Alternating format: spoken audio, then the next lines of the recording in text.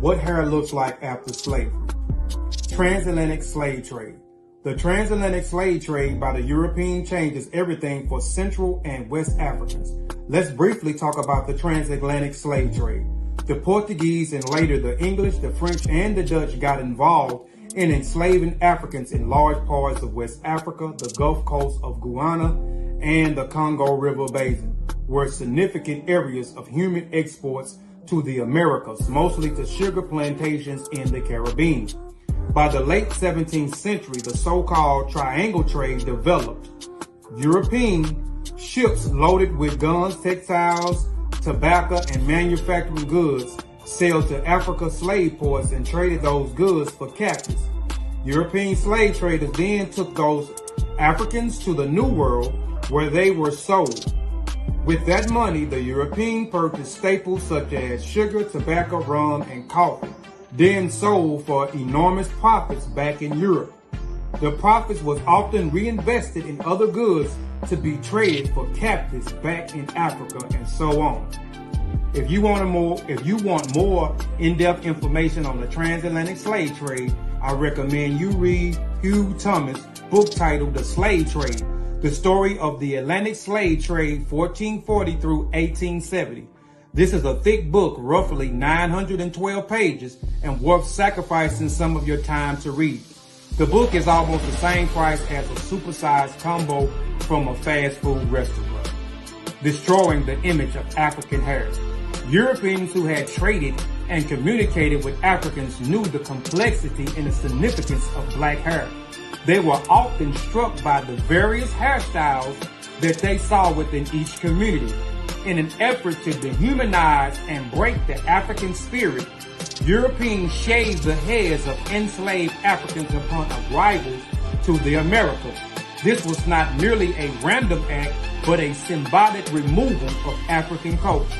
The shaving of the hair represents the removal of any trace of African identity and further acts to dehumanize.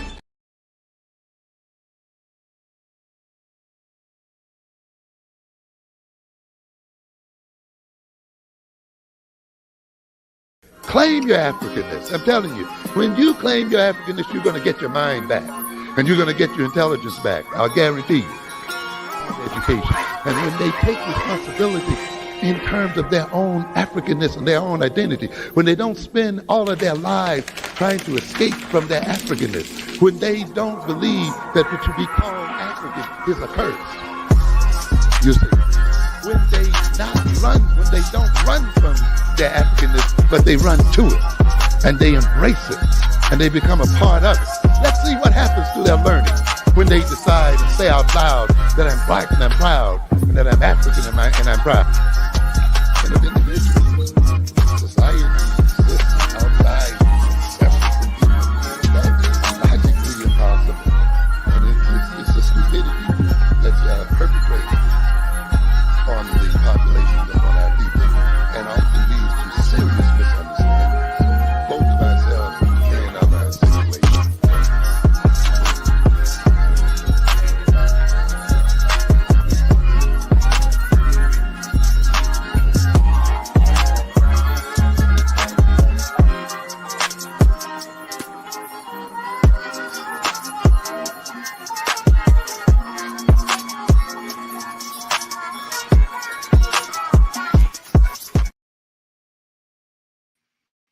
What's going on, man? Happy Sunday, Jama and Boca, Lafayette. It's your boy Sean P in the place to be. I'd like to thank everybody for tapping into the Mossy Warrior Clan this morning, this afternoon, this evening, wherever you are. Please like the show, share the show, tell a friend.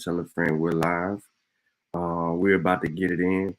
We are dealing with the case of Indigenous Black people of America, civilized, ancient Indigenous Black people of America civilizing Africa. Before we do that, we do need to warm up the butts in the seats. I was trying to find that clip from yesterday that I played, but I really don't want to play it. So why are we here? You know what I'm saying? There's no secret. We're here because of this. it to a whole nother level, which we're gonna continue. So shout out to y'all. I want to send my love to you guys and your family. For those that's listening, hope you're having a beautiful day, a productive day. You know what I'm saying? So shout out to everybody that's in the building. Hey, Patrick Gab, we don't deal with weirdos like Sean Sissy P. We don't even want to debate him. He's not even in our echelon. He's not even in our echelon. He's mid at best. You know what I'm saying? We don't smoke mids. Make sure y'all support the channel, man. So yeah, man, forget this. So we here, you know what I'm saying? Because he throwing shots and shade. He don't want to deal with the information. But I want to go back to yesterday's video real quick before we get it going, and I just want to let the play come through so y'all can hear this for yourselves. I'm gonna play my video. You know what I'm saying? Try to call me out. I'm minding my business. I ain't had to invest nothing. Yeah, he's not. Shout out to. All right, so this the same video.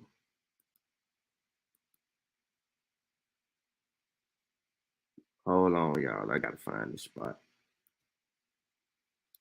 And it's gonna be very scholarly. Coward. Let me make sure we good. Okay. In other parts of the world, but we're gonna be talking about. Here we go. This is the video right here. Aboriginal civilized Africa. Say it again. Aboriginal civilized Africa. Civilized Africa. Talk about.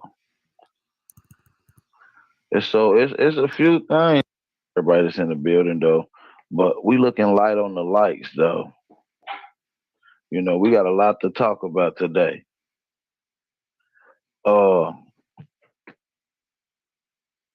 Aboriginal civilized Africa.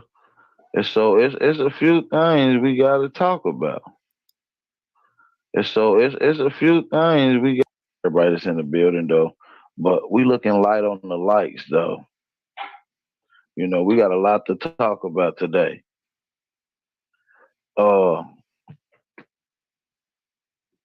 Aboriginal civilized Africa. And so it's a few things we got to talk about.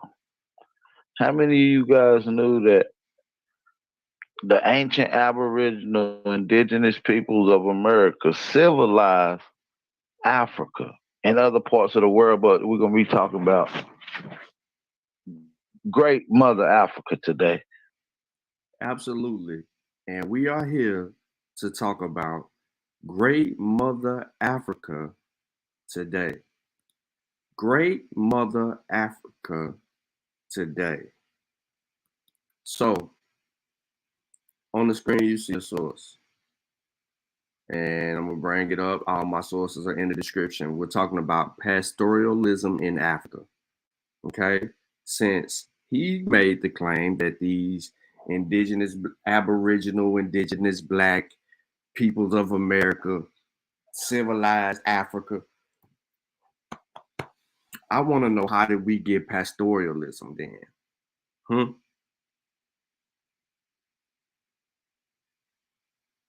How did we do that? What's up, Antonio? What's up, Akili, Edward, Skittles, Juju, Melanated, Too Smooth, Brother Lavelle was good. Tarka, I seen you in the building. Teddy is in the building. Bar Reloaded somewhere. Like, share, subscribe. Drop them fire emojis and get your spears with the abo meat on them in the chat. Yeah, let's get it in. So I'm on this all day. He said that they civilized Africa. So let's get it in. So to find the origins of African pastoralism, it is important archaeologists look for wild progenitors of animals. The wild sheep of Africa were never domesticated. So all domestic sheep and goats came from the Near East. There has been some debate over whether there was an independent domestication of African cattle, because wild cattle remains have been found in the Nile Valley. Genetic evidence shows that the source of African domesticated cattle was the Levant, some 8,000 years ago. Cattle spread across the Sahara as an environment was conducive to pastoralism. Being well watered at this time, this lasts until about 5,000 before present, 5,000 years before present, when the intertropical convergence zone retreated and the Sahara dried up to its present condition. The Tsetse barrier also retreated at this time, allowing pastoralists to move south in Western Africa and via the Ethiopian highlands to East Africa arrived in 4500 BP, although it took another 1,000 years for them to fully adapt to the grasslands of southern Kenya and Tanzania. Domestic stock then went on into southern Africa via the Tsetse Free Corridor, arriving around 2000 BP. Let me pause real quick. Y'all keep seeing the word Tsetse, Tsetse. Y'all know they're talking about the Tsetse fly. Why? That's a cattle killer. That's a horse killer, right? You get attacked by the Tsetse, it's on and popping. So if you came to Africa and civilized Africans and you didn't know nothing about malaria, you didn't know nothing about the Tsetse fly, you didn't know nothing about the geographical locations, you were not protected against any other old world diseases, how did you survive in Africa if you were civilized in Africa? But let me continue. So the effect of herding societies on local hunters throughout Africa appears to have been initial rapprochement, with the later hardening of relations. In East Africa, this was probably due to the need to learn about the new environment with the help of local hunters and to adjust to new epizootic diseases. Now, in Southern Africa, the first pastoralists were primarily sheep herders during the first millennia BCE, with few cattle bones being found. From this time, pastoralists only became full-fledged cattle herders around 1000 BP, when they developed the attributes of the historic Kokian. All right, Khoi, my bad. Further debate exists in Southern Africa over whether pastoralism there was the result of immigrant herders who arrived in the northern Kalahari and then spread to the Cape, or if the local hunters took on to sheep herding. We walking. So I want to bring you to the origins of pastoralism in Africa. It's a journal, and I'm not going to get into all of it, but I am setting the stage. All right, as you can see, origins of and spread of pastoralism in Africa. All right, this is from the Department of Archaeology, University, Cape Town. So we're dealing with South Africa, 7700. And let's get to it. So the antiquity of African pastoralism no longer in dispute. We now have information about more than broad outlines of the origins and spread of herding societies in the continent. Several regional studies, when combined, allowed a coherent picture of the wider scope of pastoral adaptation. We start with a basic ecological model of adaptation to the grassland environments of Africa, against which we can understand the social political relationships between the different groups that can be identified in the archaeological record.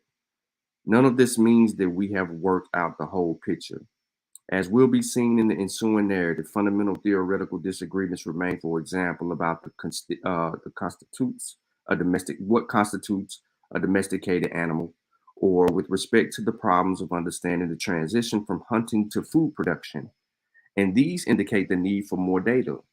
Pastoral archaeology in Africa is currently a growth area, and it is to be hoped that this article will encourage entry both into the arguments and into the research efforts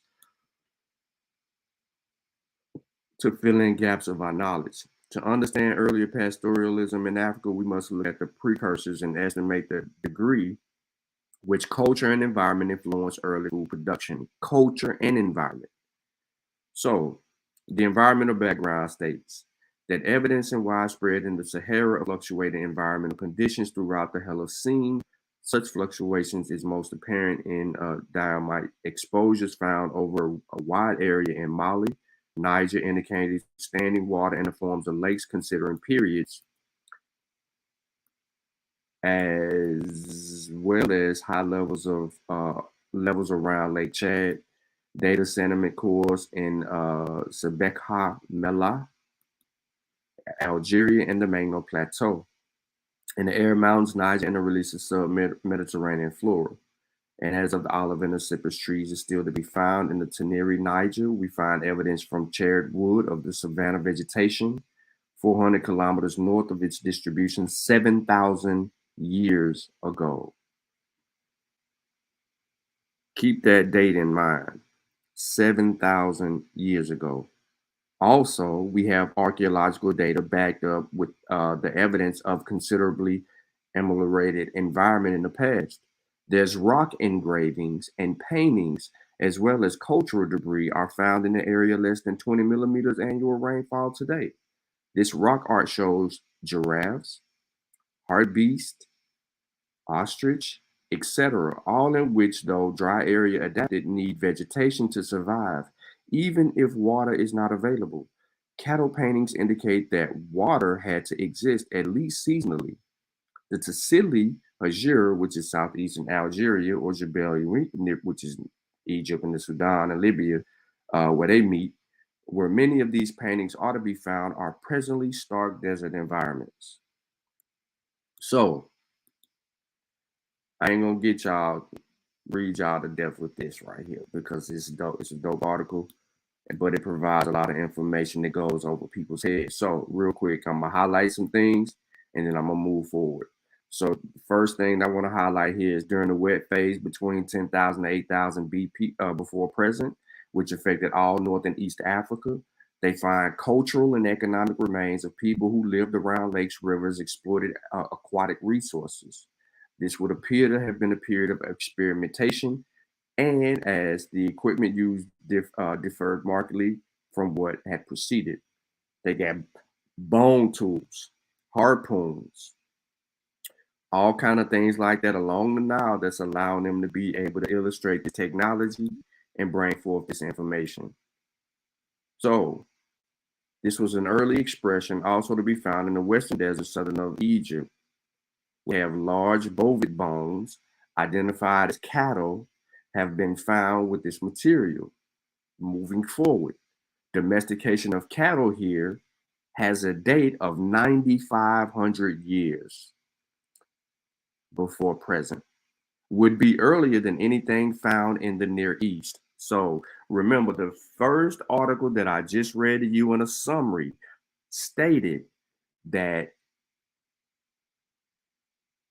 pastoralism arrived in Africa from the Near East. But the evidence that we've already shown earlier on shows almost 10,000 years ago the domestication of cattle. Keep this in mind. Okay, so now we just removed the Near East.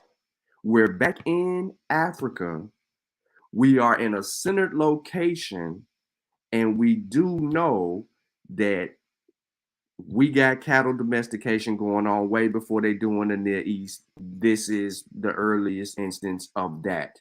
But someone made the claim that the Black, Indigenous, Aboriginals, peoples of America civilized Africa. So who taught us how to domesticate our cattle? So we just got rid of the East. Now we got to deal with the West. Okay. So I want to keep that in mind. Just real quick. Daggers, spears. I'm throwing them. Quick. All right. So ancient DNA. Wow. Here go that word, DNA. Illuminates pastoralism rise in Africa. A new study pieces together clues to the multi-step process behind the origins of livestock herding in sub-Saharan Africa. In this article, which originally was published in the Conversation, right? Which was the source of this one, the secondary source. So they visit to the east, Africa, are often amazed by massive herds of cattle with gorgeous array of horns, humps, and coat patterns. Pastoralism is a way of life centered around herding, is a central part of many African identity. It's also a key economic strategy that is now threatened by climate change, rise demands for meat, urban sprawl, and land conflicts. Regardless to all of that, pastoralism root could have clues to help solve these modern challenges. All right, studies suggest that traditional ways of managing livestock, moving around and exchanging with other herders, enabled herders to cope with the environmental instability and economic change over the past several thousand years. And research is also helping scientists understand how millennia of herding and livestock dung have shaped East Africa savannas and wildlife diversity. So, how did pastoralism get started in Africa? Currently, most archaeologists think wild ancestors of today's domestic cattle, sheep, and goats were first domesticated in the Fertile Crescent of the Middle East. Remember, the first article said this. But archaeological research shows herding began to appear in and spread from what is now Egypt around 8,000 years ago. By 5,000 years ago, herders were burying their dead in elaborate monumental cemeteries near the lakeshore in Kenya. 2 millennia later, pastoralist settlements were present across a widespread part of East Africa, and by at least 2,000 years ago, livestock appeared in South Africa. So let's piece it together, right? Because we did say DNA, right? We said something about DNA. So I want to pause real quick on this one. Actually, you know what? I'm going to give it to you. I'm going to give it to you now. In our new research, our team sequenced the genomes of 41 people buried at archaeological sites in Kenya and Tanzania, more than doubling the number of ancient individuals with genome-wide data from sub-Saharan Africa. We obtained radiocarbon dates from the bones of 35 of these people, important because direct dates on human remains are virtually non-existent in East Africa. Working as a team meant forging partnerships among curators, archaeologists, and geneticists, despite our different work cultures and specialized vocabularies. Here's the location and site where they did what they did. Okay? The people were studied were buried with a wide variety of archaeological evidence linking them to foraging, pastoralism, and in one case, farming. These associations are not airtight. People may have shifted between foraging and herding, but we rely on cultural traditions, artifact types, and food remains to try to understand how people were getting their meals. Listen to what they said in order to understand how people got their food. They depended on cultural traditions, artifact types, and food remains. So you remember when they were building the pyramids, right? Off away from the pyramids, there's this site where they found all these cows or cattle buried, right? They found stuff that would be used to make bread, stuff that would be used to make beer in the vicinity of this fine cuisine that these pyramid builders were creating. Think like that when you think about that. So now you have artifact types. You know a little bit about Egypt so you can understand the cultural nuances. And now you know the food. So you have these digs that are centered in a particular locale that provides all of this evidence to answer research questions is basically what I'm saying. After we grouped the individuals based on lifestyles, we inferred from associate archaeological evidence, we compared their ancient genomes to those of hundreds of living people and a few dozen ancient people from across Africa and the adjacent Middle East. We were looking for patterns of genetic relatedness. Some of our ancient samples did not resemble other known groups. Despite major efforts to document the vast genetic variations in Africa, there's a long way to go. But there are still gaps in modern data. No ancient data at all for much of the continent, although we can identify groups that share genetic similarities with the ancient herders. This picture, no doubt, will become clearer as more data becomes available. Herding expanded in stages. Okay, expanded in stages. So let me move on real quick. Archaeologists have a saying that pots are not people. It's a little quote. You'll catch that on the flip side. But I want to stop here while I move on. No. Let me stay right here.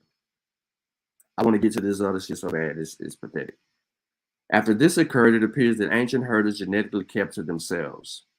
Methods that let us estimate the average date of admixture, that is, gene flow between previous isolated groups, indicate integration largely stopped around 3,500 years ago. This suggests there were social barriers that kept herders and foragers from having children together, even if they interacted into plenty of other ways. Alternatively, there may have been far fewer foragers than herders, so the gene flow among these communities didn't have a big demographic impact. By around 1,200 years ago, we document new arrivals of people related to the Sudanese, and for the first time, West African groups associated with early ironworking and farming. After this point, a social mosaic made of farmers, herders, and foragers became typical of East Africa and remains so today. That's key and that's important because you have the cultural and biological diversities are not the same. Why is that? Because archaeologists are saying that pots are not people. Particular artifact styles are not assumed to reflect concrete identities, just as we wouldn't assume today that the choice of kilts versus lanterns is determined by DNA. So in Kenya and Tanzania, archaeologists had previously identified two early herder culture traditions, the El Matidian and the Savannah Pastoral Neolithic. Distinguished by different pottery styles, stone tool sources, settlement patterns, and burial practices, can you please understand that we're talking about evidence? We're talking about archaeological evidence. Stone tools, settlement patterns, burial practices, pottery styles. The people who created these cultures lived at roughly the same time in the same area. Some scholars hypothesize that they spoke different languages and had different ethnic groups. So here's an example of the pottery. Comparing it, right? There you go. It's different styles, A and B, two different, but they're in the same area. Our recent study found no evidence for genetic differentiation among people associated with these different cultures. In fact, we were struck by how closely related they were. Now, archaeologists can ask a different question. Why did distinct cultures emerge among such closely related neighbors? Now, I don't want to get into that. The argument is about civilizing Africa. Pastoralism is just one of the first things that is on the plate. We just ruled out the Near East bringing or the domestication of animals into Africa. We put that date at 9,500 years ago. Almost 10,000 years ago, domestication was transpiring in cattle on the continent of Africa. So how could we learn the domestication process? Ab Power claims, right? He claims that they civilized Africa. So in civilizing Africa, they would have had to teach us how to domesticate our cattle and other animals. You have to remember that point. That's why we're here. So that's why I didn't want to go too far into this, even though this is a very interesting article. I don't want to get it lost. Because here's what we have up next. Africa's first herders spread pastoralism by mating with foragers. So the first herders of Africa, right? There was some crossbreeding going on, not just cultural influences. So in this article, and I'm not going to give you a lot of it, I'm going to keep it simple because it's going to say the same thing. Ancient sheep, goat, cattle herders made Africa their home by hooking up with the continent's native hunter-gatherers, a study suggests. DNA analysis showed that African herders and foragers mated with each other in two phases, says a team of archaeologists Mary Prendergast of St. Louis University in Madrid After entering northeastern Africa from the Middle East around 8,000 years ago, herders swapped DNA with native foragers between roughly 6 to 5,000 years ago. Herders possessing some foraging heritage then trekked halfway down the continent of East Africa around 4,000 years ago. This article is now relying on old data. This states that the domestication, well, this is a different kind of conversation, but you got to put it in perspective. Okay, they're arguing old data because if I go back to Sapien, the Sapien article comes out after that, correcting everything else and changing the way because we have the evidence. So I want to show you real quick what I mean by that. The article that I just began to read for you is from May.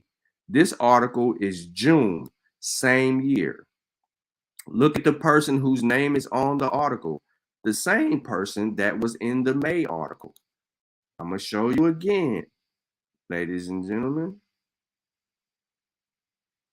Boom. This lady's name is mentioned in this article. That's bet on your eyes. My bad, I apologize.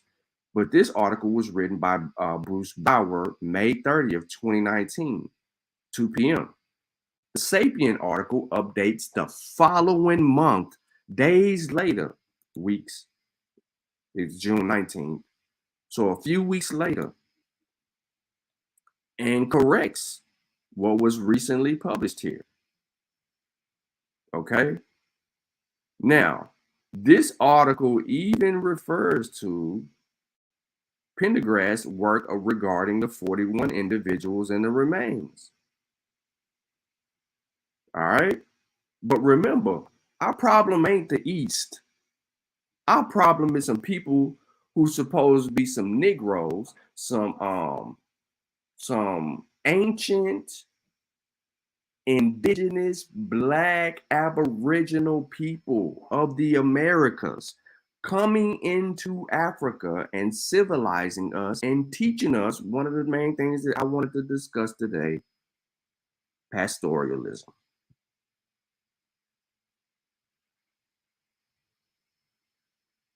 What up, Caleb? So let's take it a step further. A 2020 article was published on April 16th. It talks about new research regarding East African pastoralist societies consuming milk. You remember the little rock art we talked about earlier? Well, here's some of that rock art right here where they show people with bow and arrows chasing cattle, herding cattle. You see them, longhorns, cows, yeah, doing all of that. Can you show me anywhere on the continent, anywhere between Canada, the United States of America, Central America, and South America where they have rock art that could be older than this image right here? Al Powell. Since you wanted to go there, Shawan crazy. Shawan's crazy.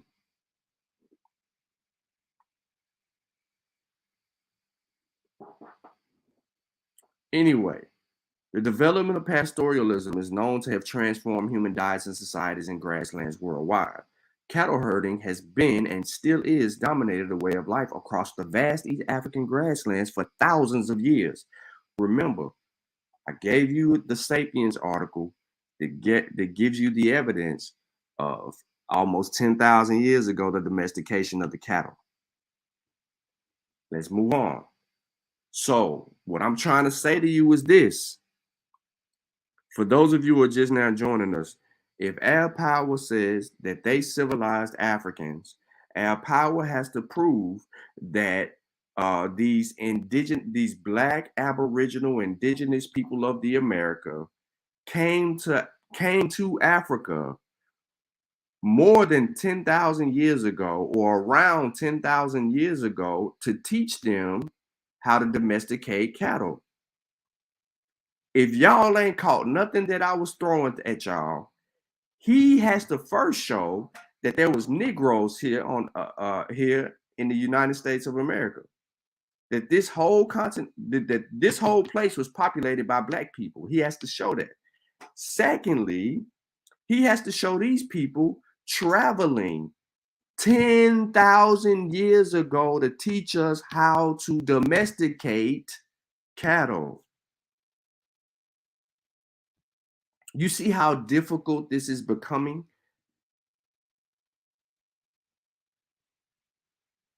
This is becoming a very difficult way for him to be able to argue that that these motherfuckers civilized. Period. Point. Now, this is indicated by numerous large, high fragmentary animal bones assemblages found in archaeological sites across the region, which demonstrates the importance of cattle, sheep, and goat to these ancient people. I don't want to get into the Maasai. We have presentations on them. But however, this is telling us, that there was some milk consumption. And that's cool. That's not what we're arguing here. I am only setting the stage for the person who made the claim to be able to provide the evidence of said claim. So,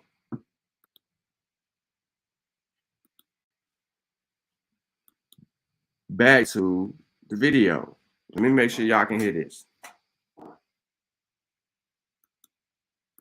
And so it's a few things we got to talk about. And so it's a few things we got. Everybody that's in the building though, but we looking light on the lights though.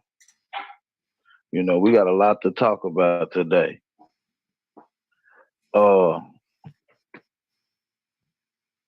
Aboriginal civilized Africa. And so it's a few things we got to talk about.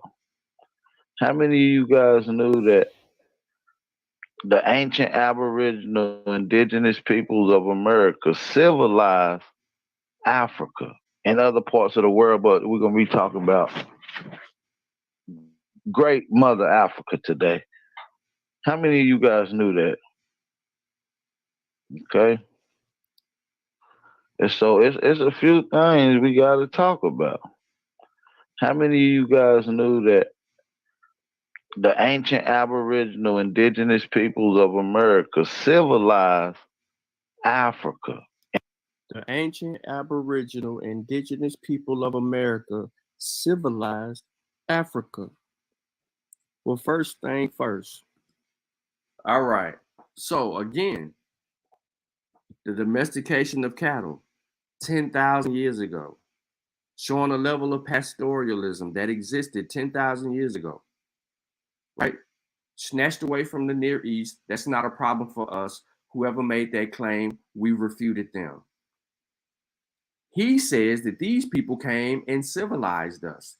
So how did you teach us how to domesticate cattle if we have a date of 9,500 years ago, almost 10,000 years ago, the domestication of cattle?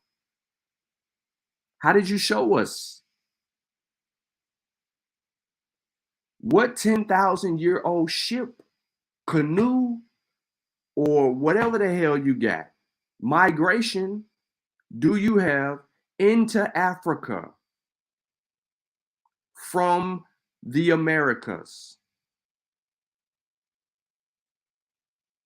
Right?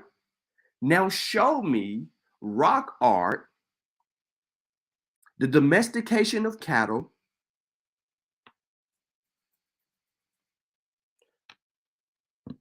and the oldest pastoralism period in the Americas. Is it older than 10,000 years ago? Well, you said all these black people was here. Can you demonstrate that?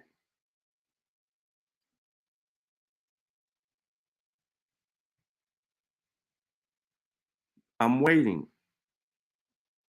And I know you listening.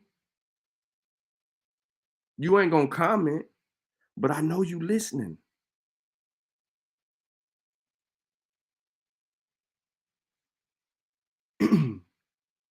So let me take out to some real quick shit. Let me just go ahead and get this out of the way.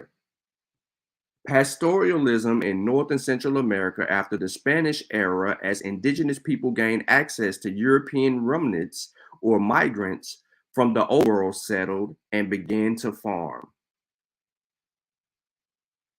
Let me give you the source. This is an introduction to pastoral systems worldwide. So, pastoralism doesn't get to North America until someone brings it to North America. Let's be more specific.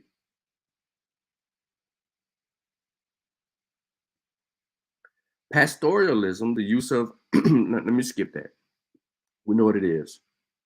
The late 20th century saw a new upswelling of writing on pastoralism, both sentimental and accurate, regretting its inevitable demise and blaming pastoralists for the failure to respond to the vagaries of climate and the international economic system.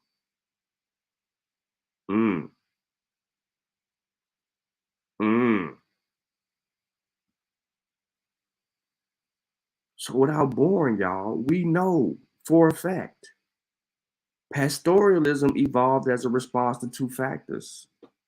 For here in the Americas, look, the Andes in the pre-Columbian era, but no pastoralism developed in the New World plains, perhaps for a lack of an appropriate species. So we do know that you didn't even have the appropriate species to domesticate cattle. There was no pastoralism here. The natives wasn't doing that shit. Oh, I ain't making no sense. Let me double down on it real quick. Let's just shoot. I'm too impatient, so I'd rather just come for your head. Birds, beasts, and bovines.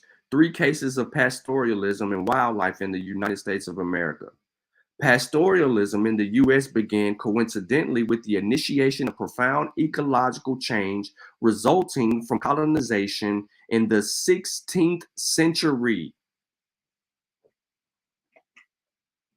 If I had a flex bomb right there, I would drop the flex bomb on you right now if I had it, because we now know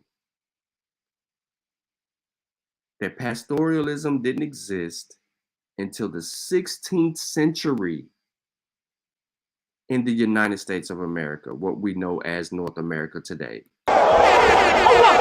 You gonna get this work! You gonna get this work, nigga! I killed you. Hold up! You gonna get this work!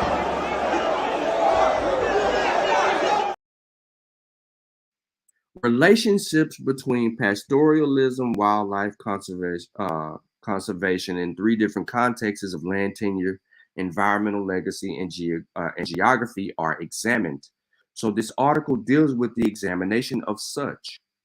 Without boring you and reading to you all of this work, they provided you a synopsis early on. You really don't want to read this conclusion. 16th century. 16th century. So these so-called and how the hell did he label this shit? Let's go back to it. Everybody's in the building though, but we looking light on the likes though. You know, we got a lot to talk about today.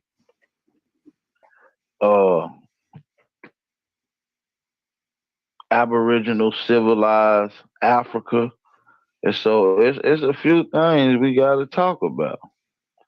How many of you guys knew that the ancient Aboriginal indigenous peoples of America civilized Africa and other parts of the world? But we're gonna. So you heard them again. So let's double down on it, right?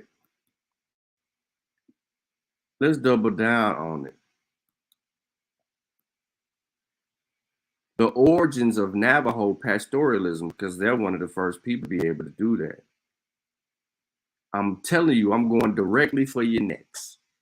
The Navajo pastoralism arose early in the 18th century from the Semitic canyons of the Dean homeland, Deenta, where women and men incorporated Spanish livestock into their world and gave them indigenous meanings. So before the arrival of the Spanish, the shit wasn't there. I ain't even have to go there. I ain't have to go that far. I'm telling you, I'm sniping on sight. I ain't got time to play no games. Right? We can come all the way up into the modern world, ladies and gentlemen. And this right here is for children. This book, this source, all my sources are in the description. They tell you about nomadic pastoralism. What you think this thing gonna say? What you think this thing gonna say? Let me make it a little bit bigger.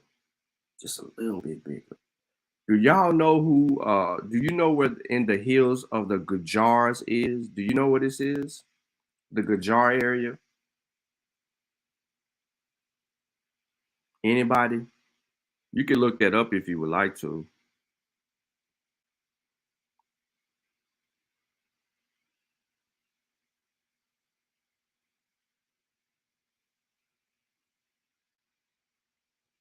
You can look up the Gujar Hills, ladies and gentlemen. This is dealing with the Americas.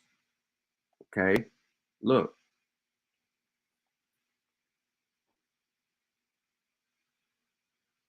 The Gujar cattle herders live in these man capes made of ringo, lahil bamboo, and grass from the Bugyal.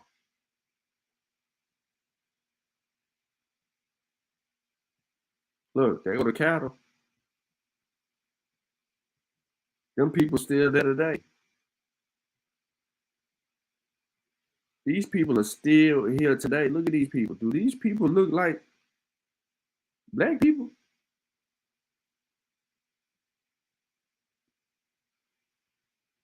We can go in many directions and in many different places, bro. None of this shit's gonna come back to what he's referring to. I don't even want to give y'all all of this. I'm just trying to take you around the world real quick. Pastoralism has been important in societies like India and Africa because we know where it's at.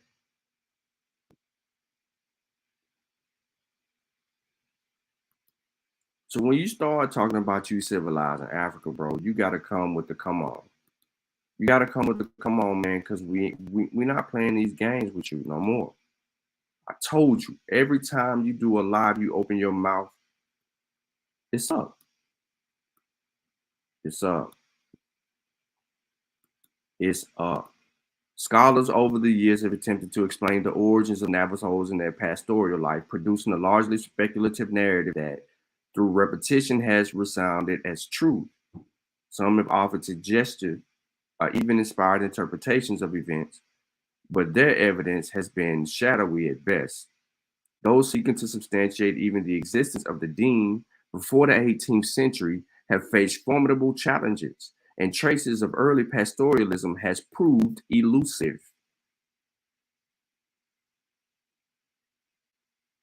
We give you the 16th century, we give the Navajo the 18th century. They saying before all of that shit, man, it's elusive, bro. We can't find it. We can't find it. So I just want y'all to know this. When he bring Africa up, we on this dome. We on this top. Pause. And we really gonna get into one of them claims y'all made the other day on y'all show where y'all were talking about that y'all are the Cherokees. At best, you need to be claiming that you're the Cherokee freemen because you damn sure ain't the Cherokees. And it was only 8,500 Cherokee freemen. And we know that because there's a court document where these Cherokee freemen were fighting, with these people in 2017 was fighting for their rights back into being named and claiming ownership of that. But I don't understand why they would want to even be a Cherokee freeman. The way the fucking Cherokee treated us was no different than the white man. But I ain't gonna get into all of that. I'm gonna let Brother Suit Tech, if he want to build on that, build on that. I just have some other information to provide him if he want to slide on you.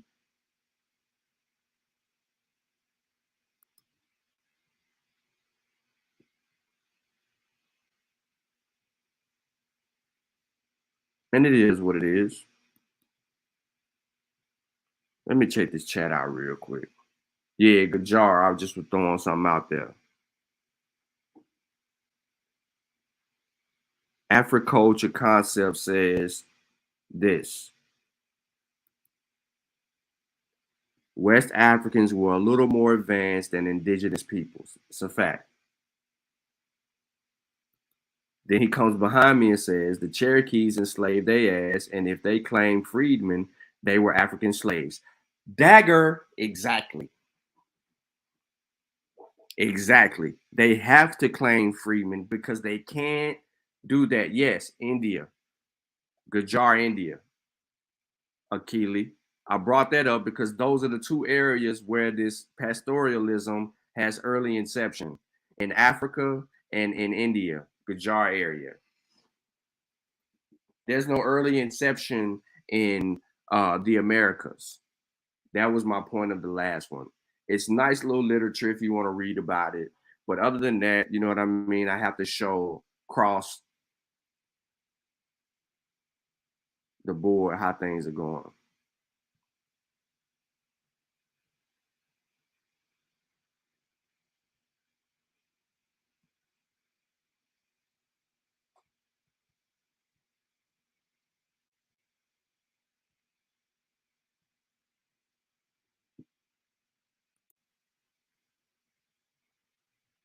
I don't get these people, man.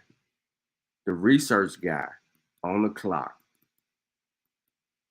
A1 or A2 as they call you on the clock. AP on the clock. Who else I tag?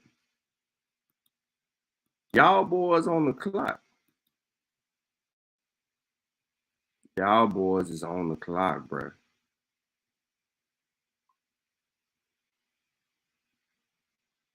Because you do not possess the ability to be able to do this work properly and come to an honest conclusion based on evidence. You refuse evidence.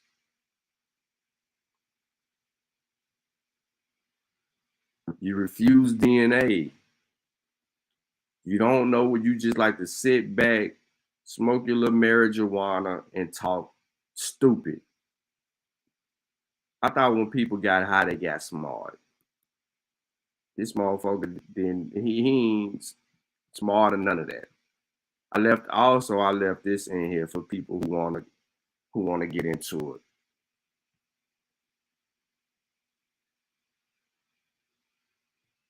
What up, Kanan?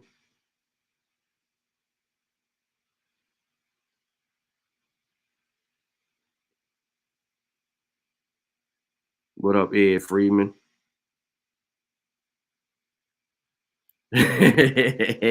Africulture.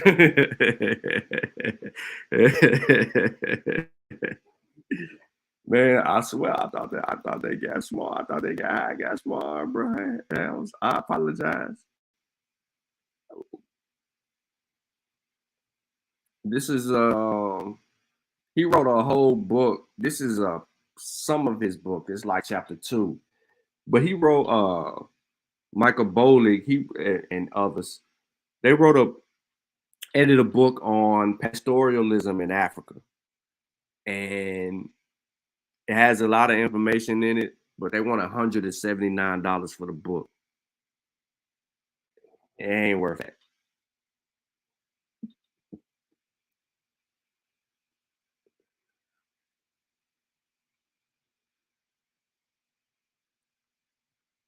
Uh-oh.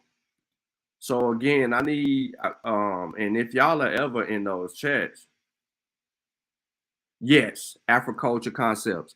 Every link in my chat can access every source that I showed here today. And even for this right here, the showing the PDF, yes, you can access the PDF and read it if you would like. Everything that I put on the screen is going to be in the description of the video, unless I do something live and look it up, and then I'll go back and then I'll double down. Melanated said, Sean, you know they was in Africa 15,000 years ago. They built the pyramids there, then left. Woo! Jeez. Wow. That's tough. Yep, no problem, bro. Yeah, in every video that we do or I do, in the description of the video, I always leave the sources because I want people to be able to go behind me and do their due diligence and fully read the articles if they would like. But yeah, so again, if let's go back to what he called himself, and this is some new age shit, by the way, because you can't find this name nowhere in the history of anywhere. But we looking light on the lights, though. You know, we got a lot to talk about today.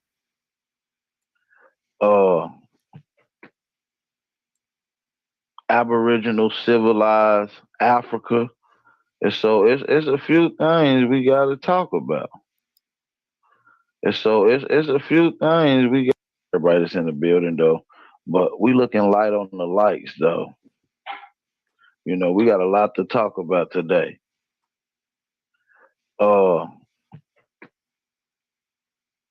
Aboriginal civilized Africa.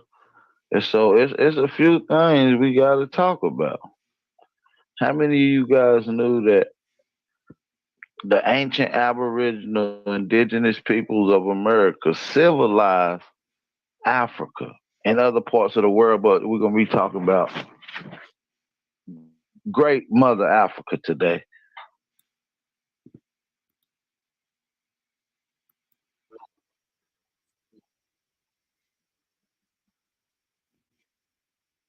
Stupid.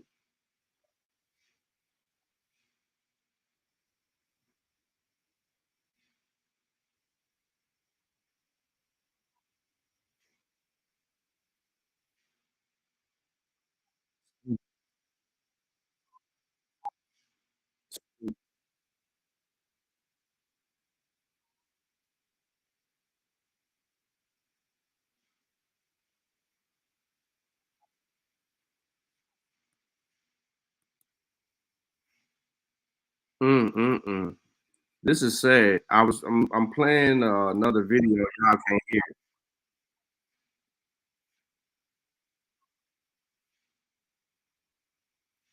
Y'all can't hear it.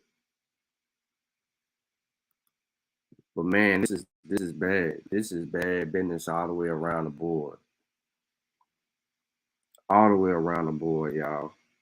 So again, I ain't letting up. He said that these indigenous or these black aboriginal indigenous people of America, civilized Africa, we need that. Real rap guy Sean P on Smoke Signal, the topic of the conversation.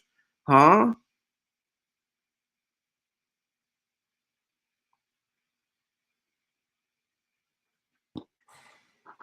Please explain to me how I don't even watch Q Butter's show, bro. Nothing against Q Butter. I'm not subscribed. I don't know his channel name. I don't go over there. I ain't in the chat. What is my name doing on what do they got to say about my name? What was said about my name? If you were over there, can you give me a brief timestamp? Can you give me a timestamp? The video and a timestamp, you can send it to me on Facebook or something. Or if you could tell me what was said about me. I don't care nothing about Smoke Signal. I don't care nothing about what Real Rap talking about. All I want to know, right, is if Real Rap misrepresented anything that I've provided him, like that source that I provided him, then I can deal with that on my own channel. If they are over there talking and my name is populated up and people are questioning Real Rap and he's deferring to me, then I'm gonna have to deal with that. But I think Cali might be over there because he ain't in the chat no more. And I know that's one of the channels that you guys like to go and build on. I think Sister Juju might be in and out. But Ramon, if you're still listening,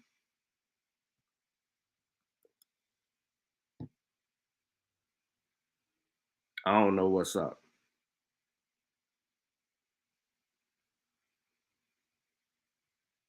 There's no reason for him to talk about me at all, though. He shouldn't. If I provided him a source, it is up to him to go do his due diligence to substantiate the source and then use that source.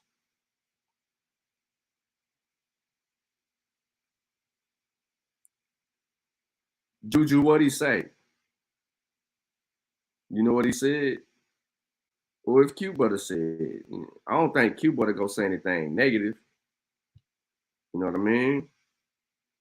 He ain't in the business of saying anything negative in this direction, although him and Garfield once upon a time had some negativity going back and forth between them. It's neither here nor there. That was years ago.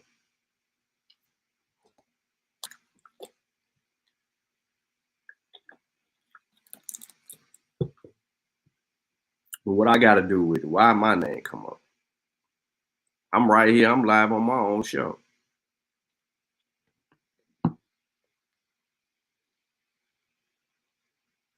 Do I need to cuss this dude out and tell him to keep me out of his bullshit? Oh, all right.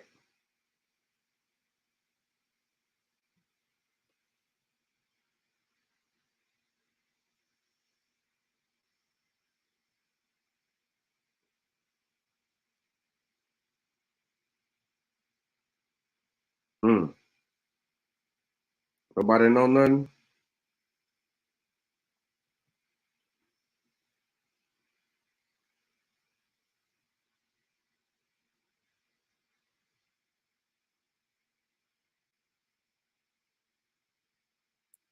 Glizzy. Okay. So Juju don't know. Ain't nobody else, and everybody else just listening.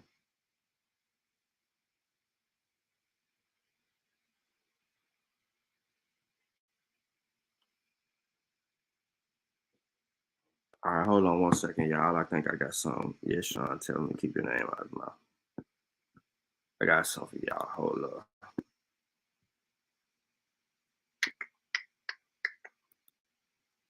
All right, let me reshare my screen.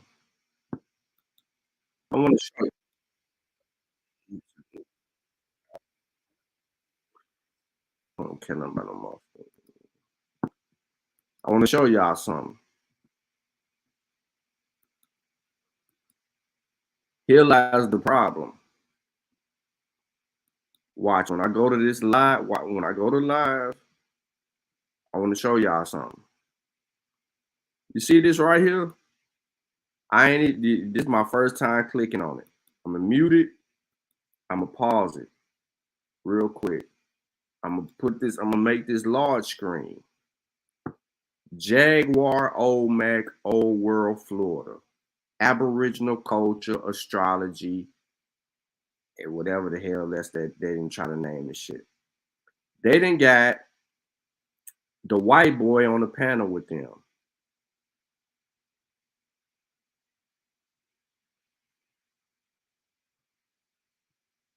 Talking ecology, astrology, brain surgery, and more. I bet you there ain't no source in the description of this video, and I guarantee you they don't show you no sources in the show. They don't. Got a screen share. This is a picture. That's it. Somebody took a picture of Florida, so you know it's the Florida dude. Another picture. Yep. Another picture. Yep. That's it. No sourced material. Look at this. They go to Google. More pictures. Look. Pictures. Google. Pictures. Can't make this shit up. No source. Okay, hold up. Here we go. A newspaper clipping. Look at this. Ancients' new surgery. Brain surgery. Skull 20,000 years old, disclosed evidence of operation, biblical events, recent anthropologist says. We don't know where this from. But look, look. Who the fuck is that?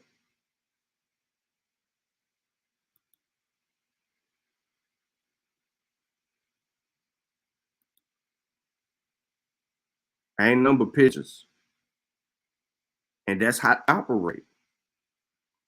But this dude got a whole show with these three cats, and they talking about Aboriginal culture, astrology, ecology, and brain surgery.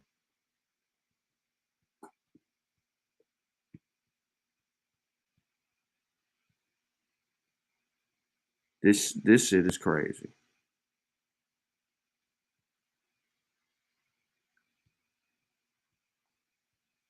Now, what's funny is he making the claim that brain surgery was in the America 20,000 years ago? I'm gonna pull this up. 20,000-year-old brain surgery.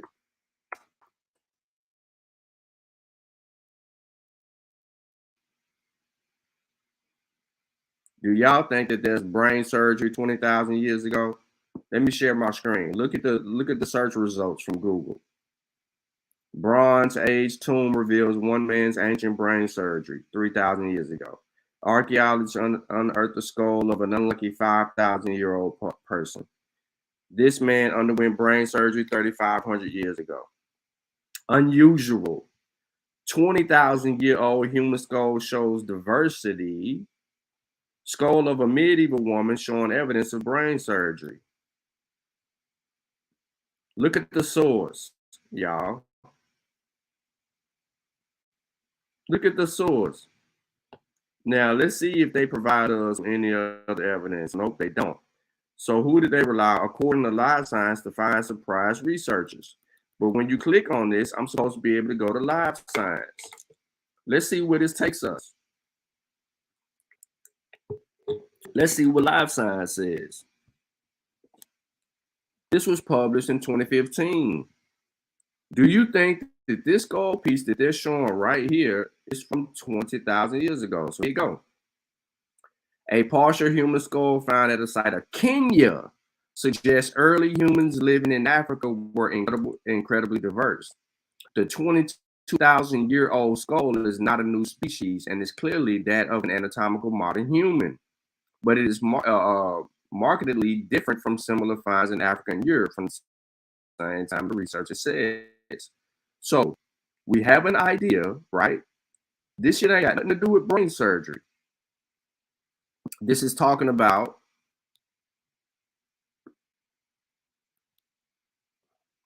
an astonishing human diversity. Stone Age skull reveals. It's not saying brain surgery or anything like that. It's not. But yet, when we go back, oh shit, I ain't showing my screen. My bad. Hold up. So here's the source from Live Science. Stone Age skull reveals astonishing human diversity. This article says nothing about brain surgery. Absolutely nothing. Nothing. There's nothing about brain surgery in this particular article. Okay. But when we go back to the pseudo source, right? Even the pseudo source doesn't say brain surgery. Unusual 20,000-year-old human skull shows diversity of prehistoric human. So let's get up out of here. Let's go find the brain surgery. Because in the video, right? In the video, let me go back to the video. They show a picture of the same brain. That little piece of the head. Let me go back.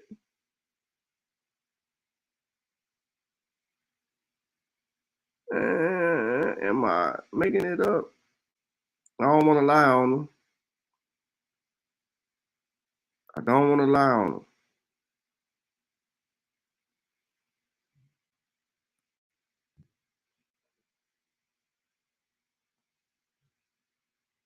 He's saying this found from Florida? God damn, boy. He just went to Google Images. Stop. Let me see what he put in Google. Ancient brain surgery. Okay, so let's do that. Let's fuck with him, y'all. Let's fuck with him. Google. Let's fuck with him. Yeah. Let's do it. Let's do it. Y'all see it? Let's do it. That's what he searched, right? Let's see. Let's go to images. That's what they do. Uh-oh. Let me go back real quick. 1,000 years ago, patient survived brain surgery. That's 1,000 years ago. Okay. All right, cool. We ain't got no problem with that. Okay, he showed this. Let's go back to the video. Let's go back to the video. I ain't even got to listen to this foolishness. I can walk them down. Okay.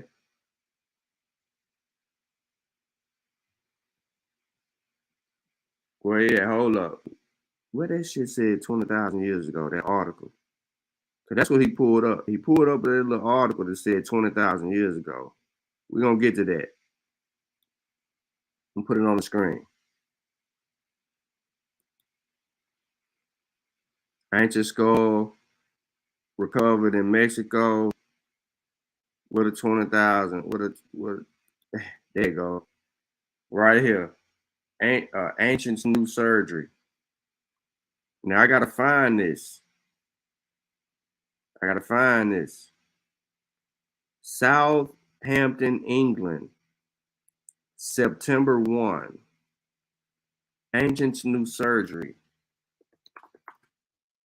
Ancient new surgery. Let me see if I can find the image or the article of that.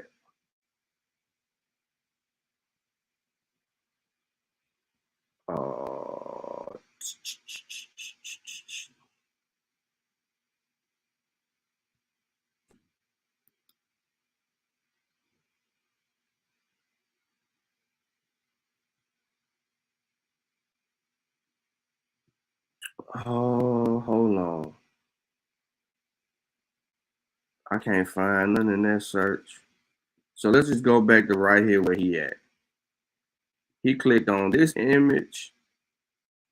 We ain't listen to what he said. A hole in the head, a history of trepanation. We know this is to relieve some pressure regarding it. All right. So he used this one right here, but he flipped the image. He took this image right here, flipped the image, and then put Florida next to it. Y'all don't know that? I'm finna show y'all how to catch a pseudo.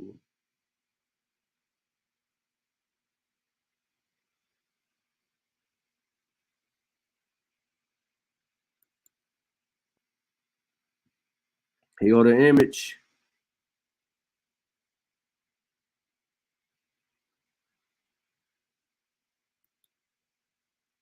Come on. Come on, man, slow. Catch it.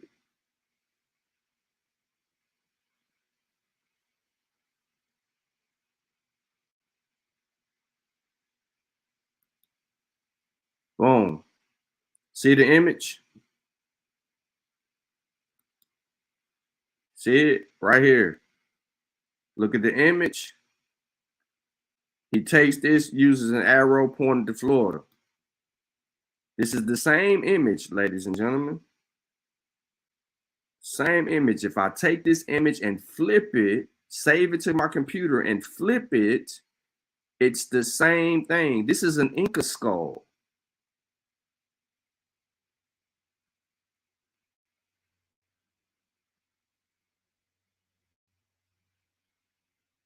Trepanation emerged as a promising but dangerous medical procedure by about 1,000 years ago in small communities near the eventual Inca heartland in Peru and Andes.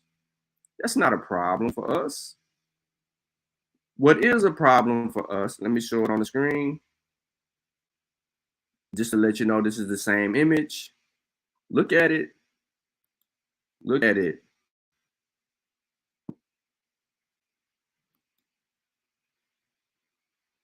I don't want to play it because I don't want to hear what he claims, because then that's just gonna make me go further, and I don't want to do nothing.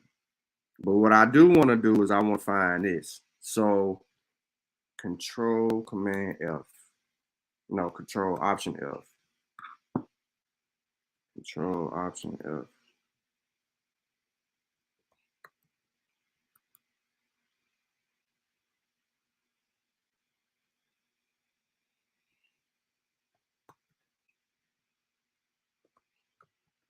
Why won't let me capture the screen?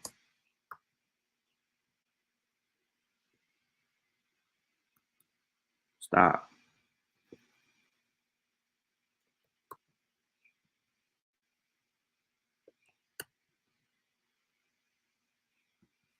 Hold on, y'all.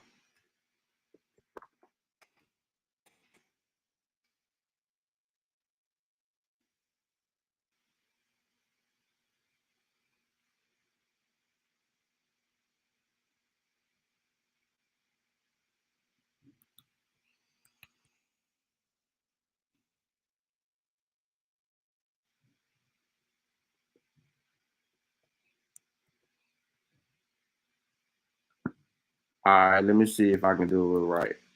I don't want the whole thing. I just want to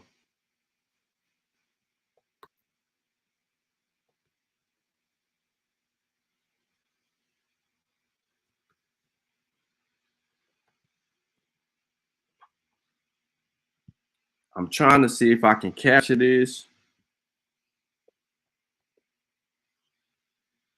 Dang. Well, that's cap locks. Got it.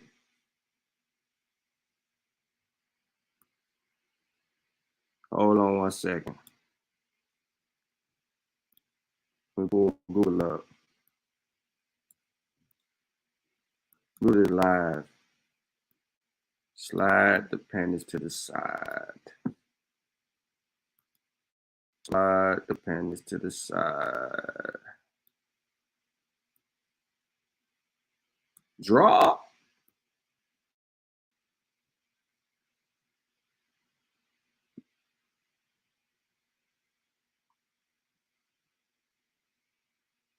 Y'all see my screen, right? So y'all know I'm looking for this shit.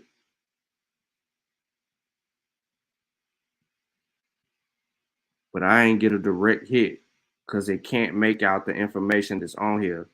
So what I'm gonna do is I'm gonna go back to the video. I'm gonna go back to the video and I'm gonna try to type this shit out. Before America was discovered, what the fuck?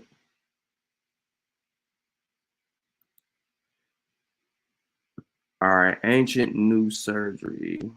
Ancient new surgery. All right.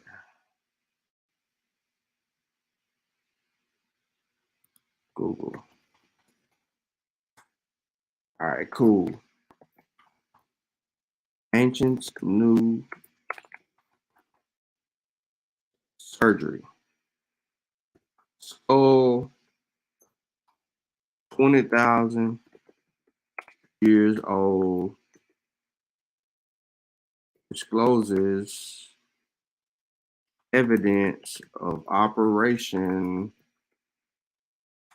biblical events, recent anthropologist says.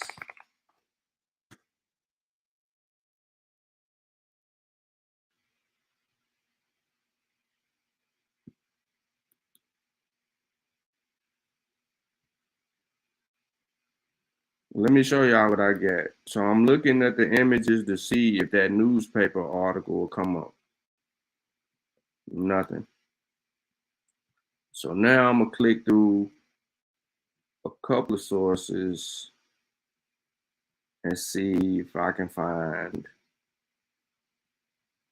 what this says. Who wrote this? Southampton, England, September. It's trying to make it look like the AP. This discovery, Sir Arthur said. Who the fuck is Sir Arthur? Sir Arthur Keith. So let me go back and put Sir Arthur Keith.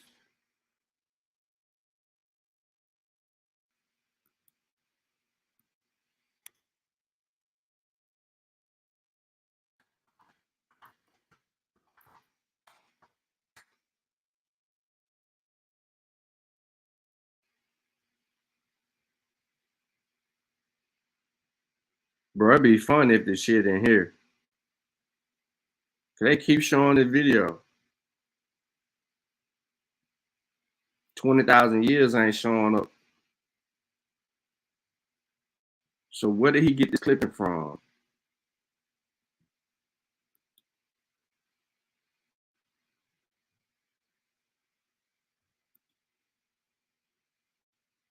Where did he get this clipping?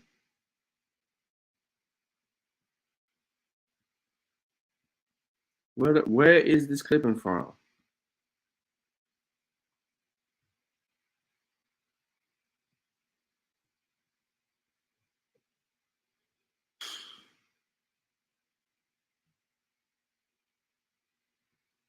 Yeah, I'm leaning toward they made this shit up, but I'm really trying to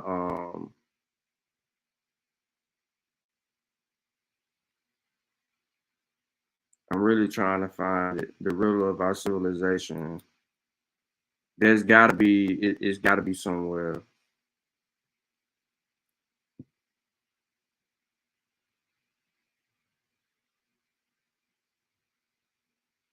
It's gotta be somewhere, trust me.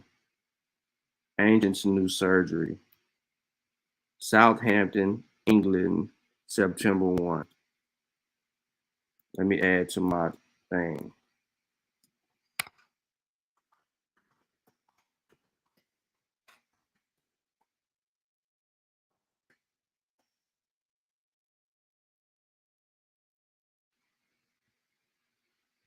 Ancient skeleton remains.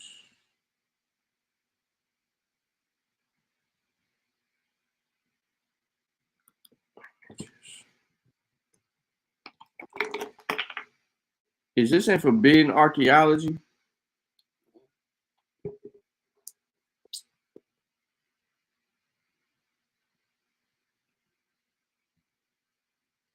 Okay, let's just do this then. Goddamn, fuck.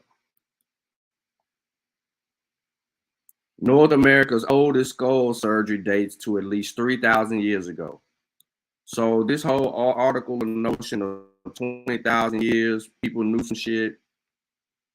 That would be weird. The skull of an ancient Galilean. Ooh, let me type that shit in.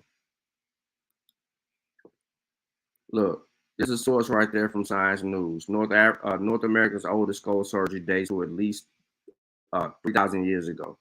So when we go back and we look at what his source is saying right here, from what we can try to read, it says the skull of an ancient Galilean. So I need to look at the skull of an ancient Galilean.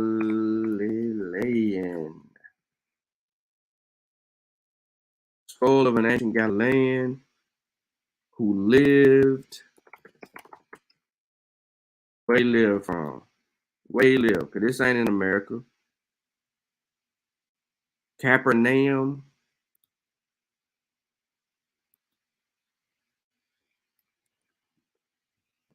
I can't even see this shit from my phone good. Lived at Capernaum. Let me see if I get a hit on that.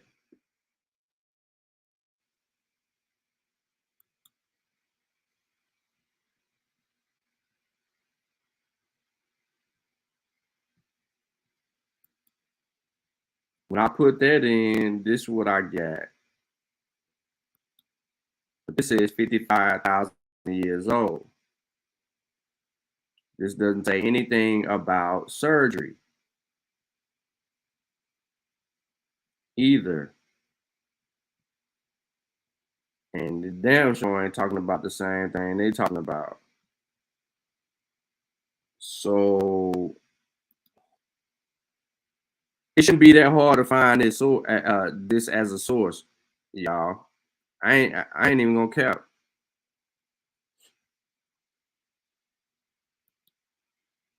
This dude is a religious nut. This discovery, Sir Arthur said, makes all the biblical recorded events, which hitherto seemed to mark the very beginning of history, become the happening of recent days. There was evidence, he said, that this early man was capable of performing a simple surgical operation. This is what the article is saying, where he has it, but then he clips it. Ancient skull surgery and uncovered in Mexico. So yeah, he just making up shit. This is a different article.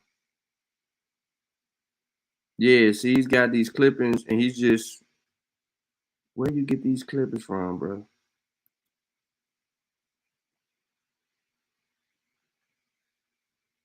Where you get these clippings? Where did you get this one?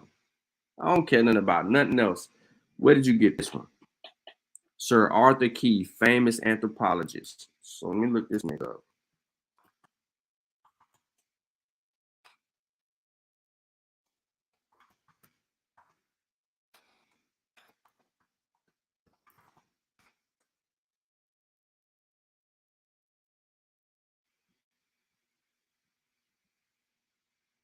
Okay, I got him pulled up.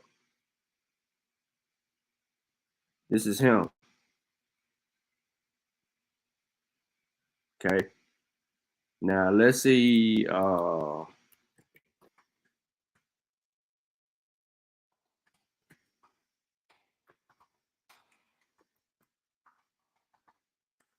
Let's see if he made a claim.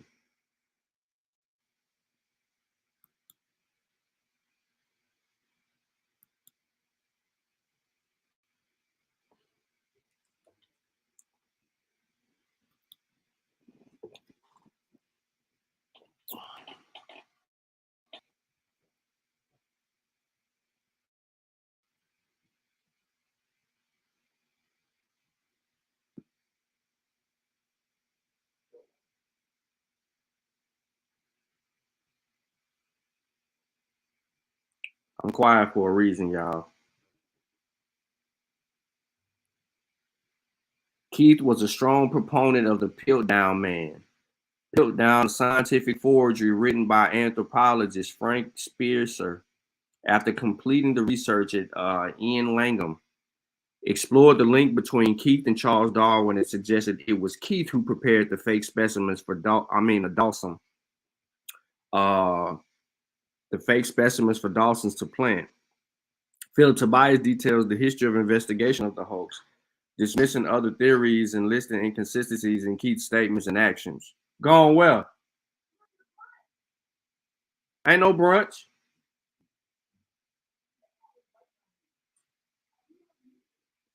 More recent evidence points to Martin Hinton, but the case remains open.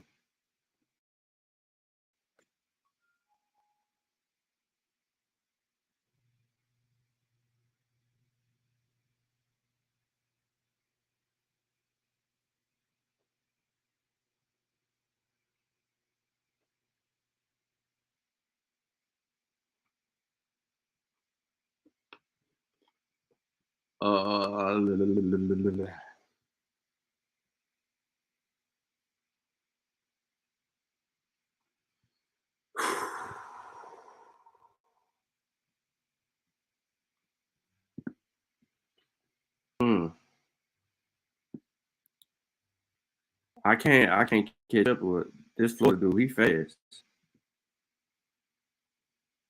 I can't catch up to him.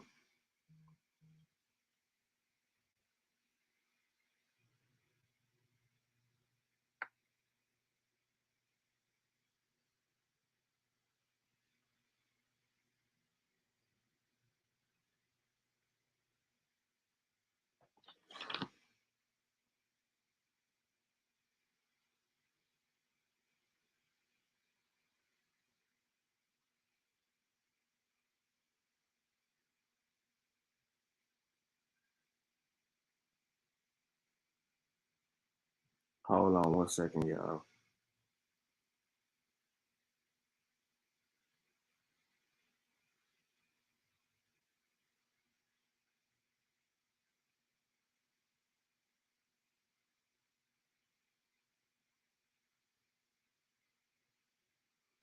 All right. So there was evidence, he said, that this early man was capable of performing. And that's as far as we get. But I cannot find this newspaper clipping. I can't find it. I don't even think that this is a real newspaper clipping. And y'all might be absolutely right. This could be some copy and pasting. And henceforth, the reason why we can't find an article anywhere. Listen, if something was published in a newspaper ad and has a newspaper clipping, we can find this anywhere. Look at this. He's just saving images. He look. Created May 9th, 2023 at 7:33 p.m. Modified May 9th, 2023 at 11:02 p.m. Last open May 10th, 2023, 9:02 p.m. Content created 5. Look, all of this shit. When he clicked on the image, he told on himself. He told on himself. He created this shit. He flipped the image of the first skull that was in the Google search and then turned right back around and added the Florida shit in the arrow when he edited it. And then he trying to sit here and position it and pitch it to people like so. All to prove what? That's an Inca skull. It's 1,000 years old. Let's go back to these images. That dude crazy, whacked. I mean, listen. Sometimes you want to find people that have a little bit of truth in their pseudo. You know what I mean? Because this dude, Al Power, got him on his panel in front of his audience showing these motherfuckers this shit. But what I'm telling you and what I am showing you is the man behind Al Power's curtains.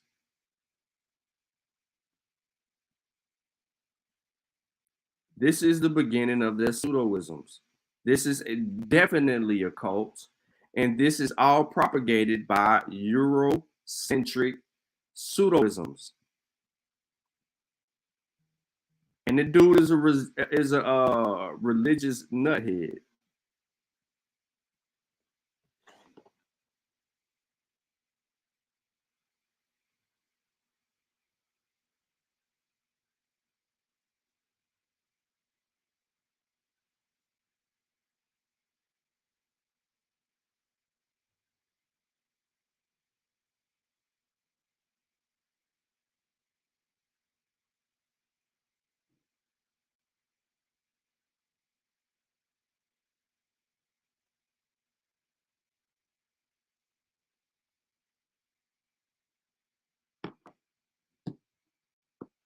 All right, I ain't done yet. Come on, man. Come on, somebody got to give it to me. Forbidden archaeology, brain surgery. Come on, give it to me. Somebody.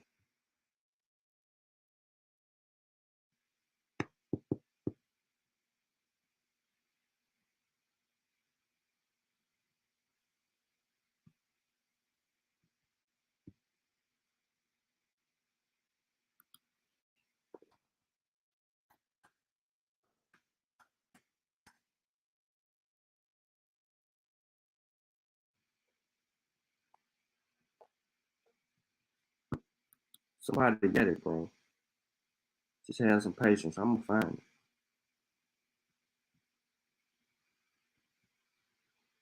Who got the book Forbidden Archaeology by Michael Cremo? Who got that bullshit?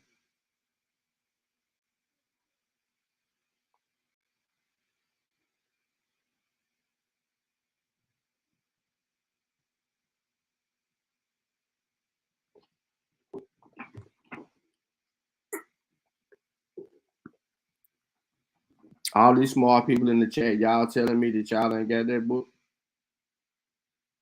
Because I ain't got it.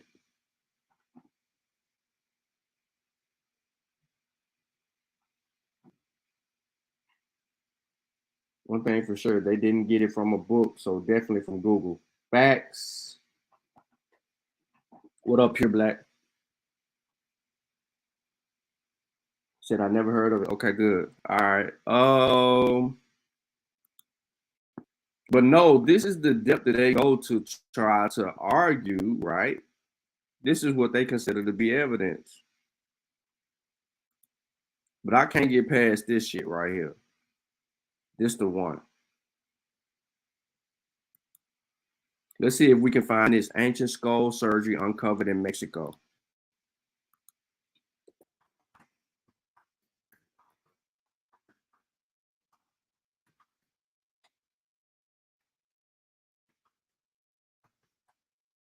Let's see if we can find it. Newspaper ad.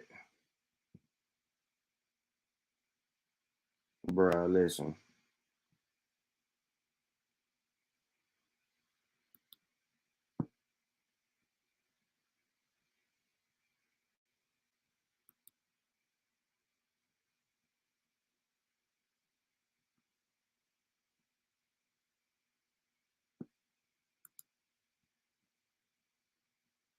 And let me share my screen. My bad.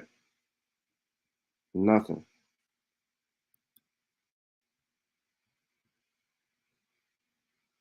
It could come from this book, The Ancient Giants Who Ruled America. It could be.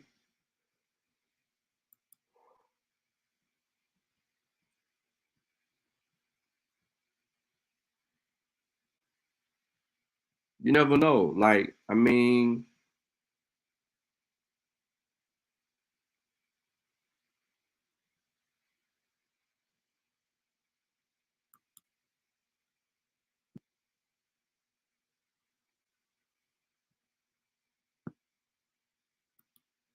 you never know, man. It really takes some patience with this shit. I can find any and everything I want when I need it. I'm telling y'all this.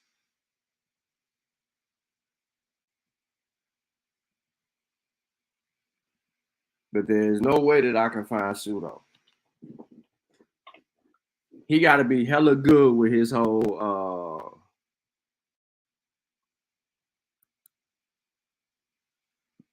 creations.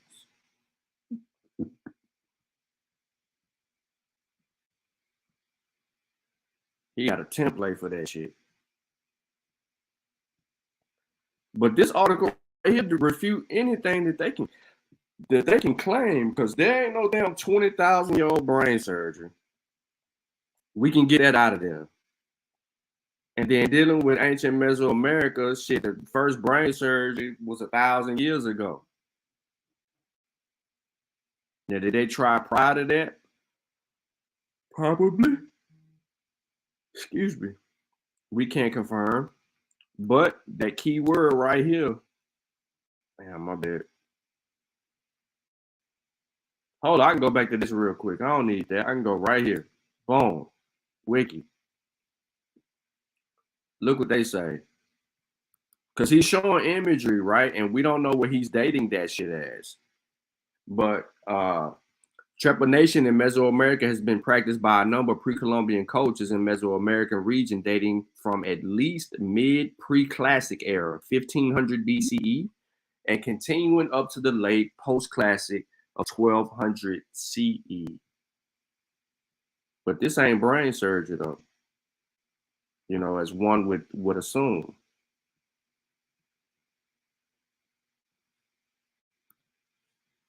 But this clipping cannot be found. And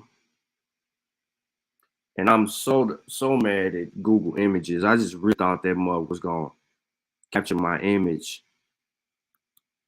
so that I could have just tore that up. This shit right here, we seen a picture of this. We ain't even gotta really look at him. Listen to him for that either. We can get that.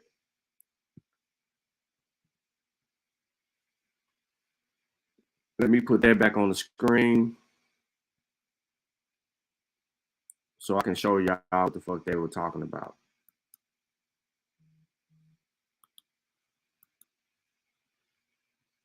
All right, so let's go to MIT. A Hole in the Head, A History of Trepanation, A Survey of Trepanation, the oldest surgical procedure known to humanity. In 1865, the ancient Inca city of Acuzo, archaeologists, ethnologists, U.S. and Central America received an unusual gift from a hostess, Senora Zentino. Blah, blah, blah, blah, blah. Yada, yada, yada, yada. So there's a book called A Hole in the Head, and it's an excerpt from the book in here. Okay. Assault be live in 30 minutes. 30 minutes, Assault Motel. Broken and more skulls. After examining the skull, consulting some of the surgical colleagues, Broker was a certain hole in the head, yada, yada, yada. Boom, boom, boom.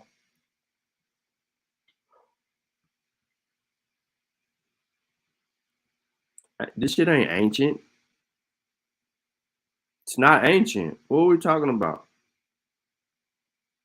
So why, hey, Air Power, why you got this nigga over here showing all this shit on your channel, yo? Why you got this white boy on your channel showing all this pseudo ass shit? Why? Let me hear a little bit of this bullshit. I want to hear what he say. I gotta hear this shit. My curiosity senses is tingling. So this is ancient brain surgery. Like I said, I did a video on it if you want to see the whole thing in depth. But yeah, in Florida, we have an ancient case of brain surgery. And trepanning, like Jag said, trepanning was common all across the earth, but especially common in the southern United States and central South America, northern South America. And this is what it looks like, right? Trepanning he was describing. And this could be done for tumors, like he said, very well. Some people, you'll find this very often going on along with elongated skulls. I saw a comment, good comment, whoever said that elongated skulls often were getting like some of the most surgery in the ancient world. Of course, you know, the complications you can imagine with a big head like that. But these are depictions of, you know, ancient Mesoamericans, or at least one, you know, one phenotype doing ancient brain surgery. And the article, well, here, we'll just flip through some of these. Clue to ancient surgery. This is Peru, right? Trepanning. I was reading earlier. These ones, this is from 1925, I believe. This one. Ancients' new surgery. Skull, 20,000 years old. Discloses evidence of operation. Biblical events. Recent, anthropologist says. So that's out of England. Ancient skull found showing surgery done by flint knife before America was discovered. So this one's in America. Right. The skull found at Mitten Rock in the Navajo Reservation of New Mexico by an expedition headed by Earl H. Morris, famous explorer of Aztec ruins, had been trepanned, and an oval section 2 inches long and 1 inch in width, having been removed. These ones, this is from 1925, I believe. 1925? Ancients Hold up. doing ancient brain surgery. And the article, That boy quick. That boy quick.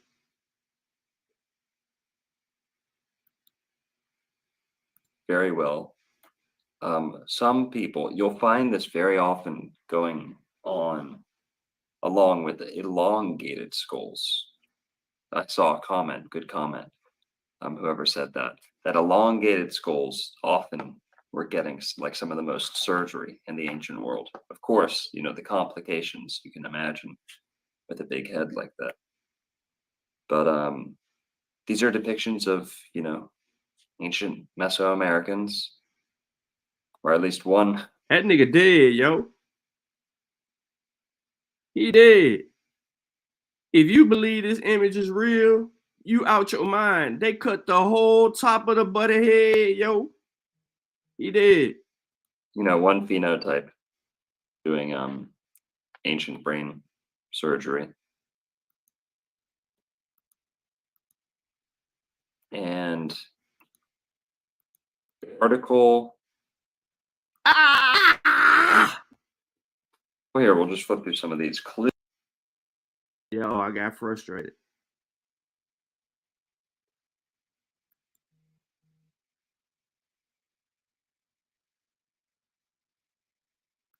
Surgery. This is Peru, right? Trepanning. Or at least one, you know, one phenotype. Come on, man. Doing ancient brain surgery. And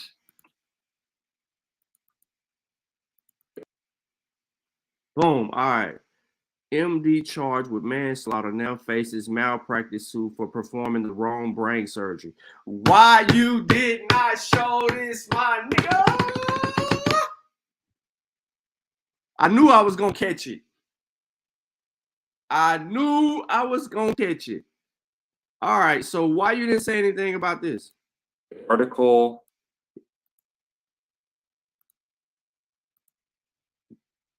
Well, here, we'll just flip through some of these. Clue to ancient surgery. This is Peru, right?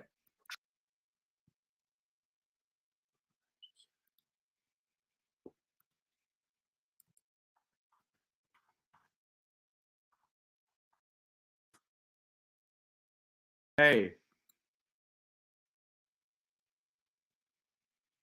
Hold on, y'all. I almost got him. Trepanning. I was reading earlier. These ones, this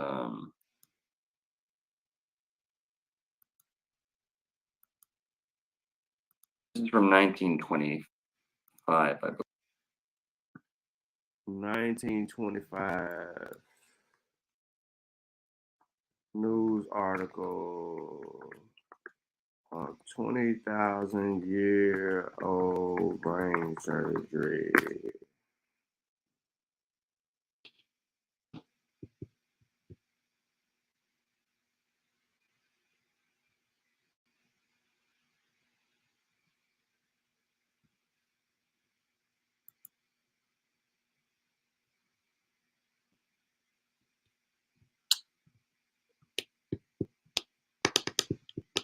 Nope.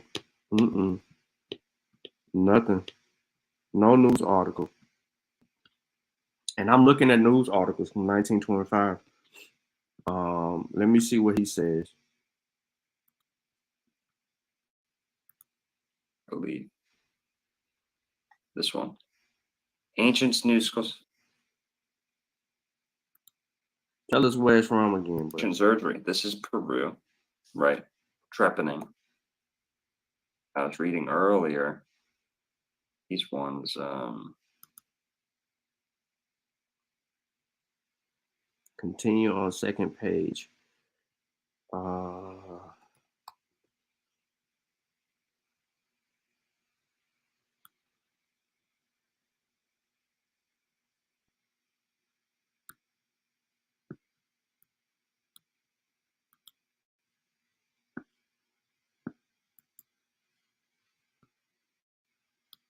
Come on, man.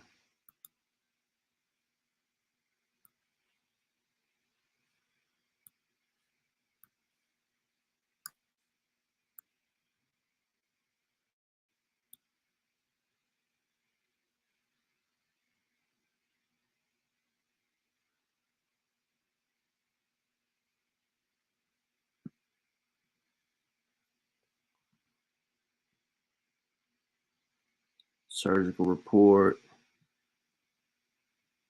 serve appreciation. All of y'all can see that I'm actually trying to find this image, this article. He says from 1925. So I should be able to find the article in reverse search. I should.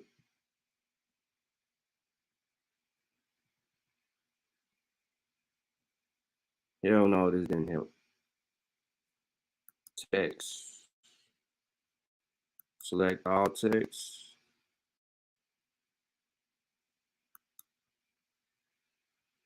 So here's the text right here. Continue on the second page. Did not match any documents.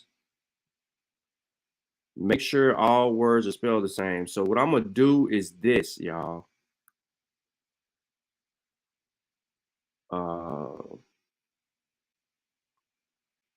I'm going to copy this paragraph, this copy the best. I'm going to go back to Google. I'm going to insert this into the search. And let's see if we find something.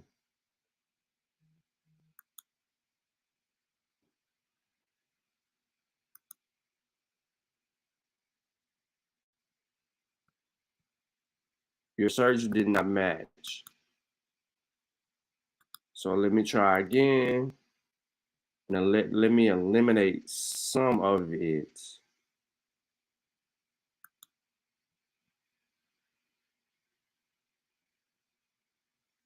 Which, let me stop right here. And let me delete that. Let me see if we can find it.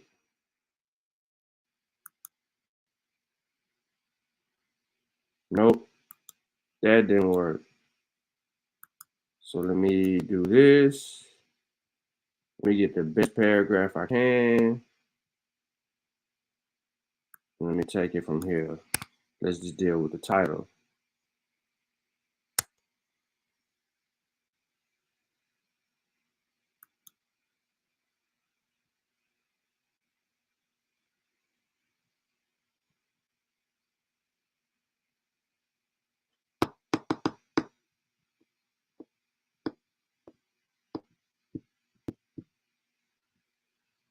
This is Piltdown, man, shit.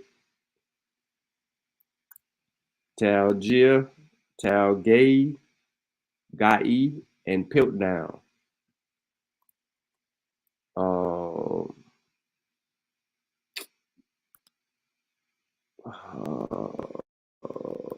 up. Let me take y'all to my screen. Nope, wrong screen. Yeah, no, I'm going right screen. All right, so cranium first achieved scientific prominence during the Australian meeting the British. In appearance, distinctive relic, fossil, yada, yada, yada, upper jaw.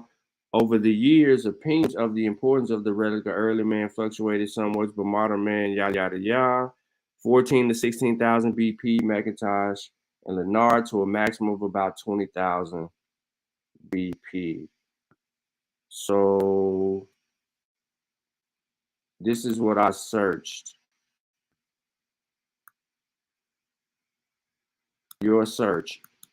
Ancients, new surgery. Skull, 20,000 years disclose evidence of operation. Biblical events, recent anthropology says.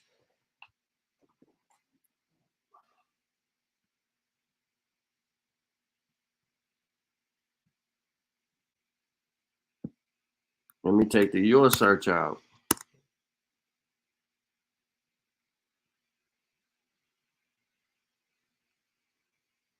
Let me go to news. Let me go back and let me put in more.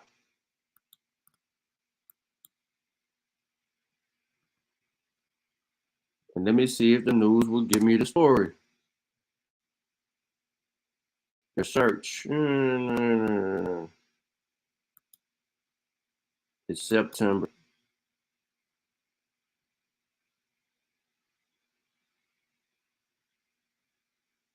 Show results. Search instead for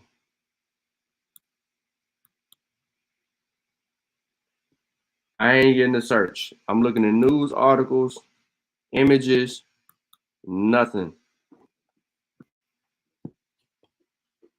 Goose chase. But he has the article here. A clipping from somewhere.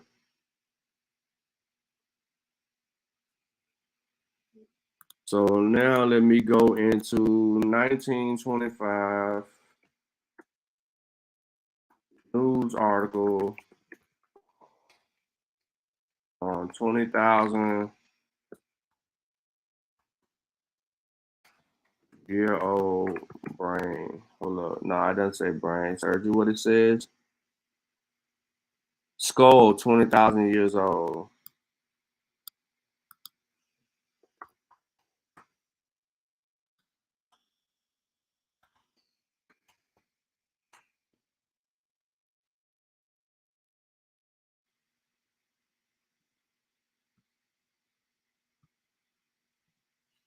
Skull, 20,000 years old. Discloses evidence of operation.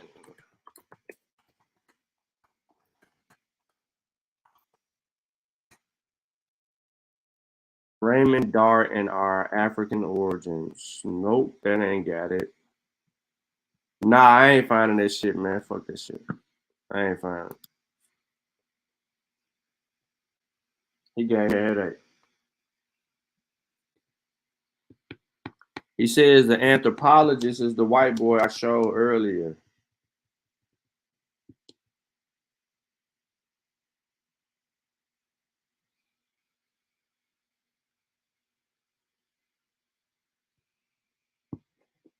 We don't know how they detected tumors, bro. This isn't giving us anything.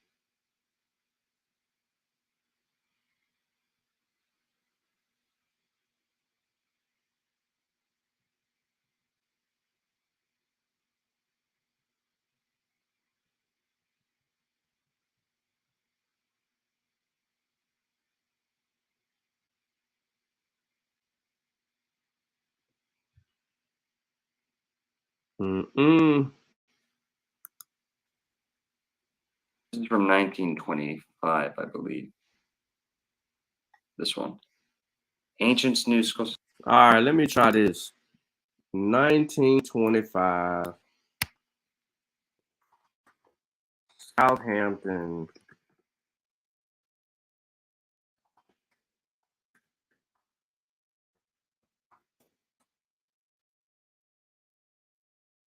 The most asked me, was I a robot? Because of the shit I'm putting in this damn search.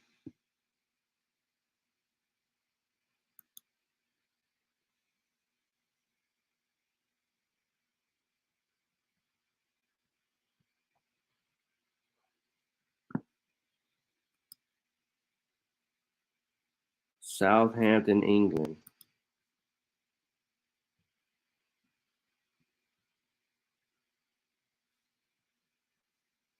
Southampton, England.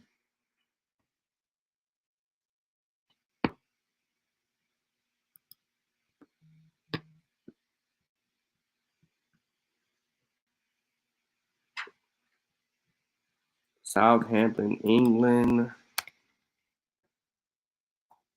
Newspaper article on human skull.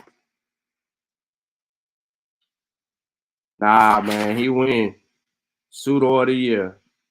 This motherfucking ass win, bro. He win. Top pseudo of the community. He got it.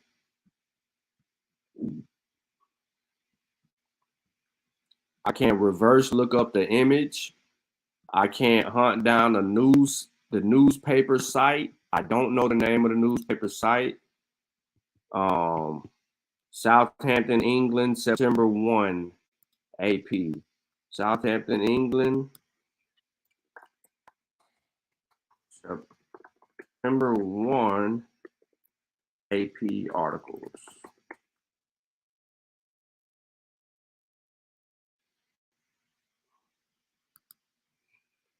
1925.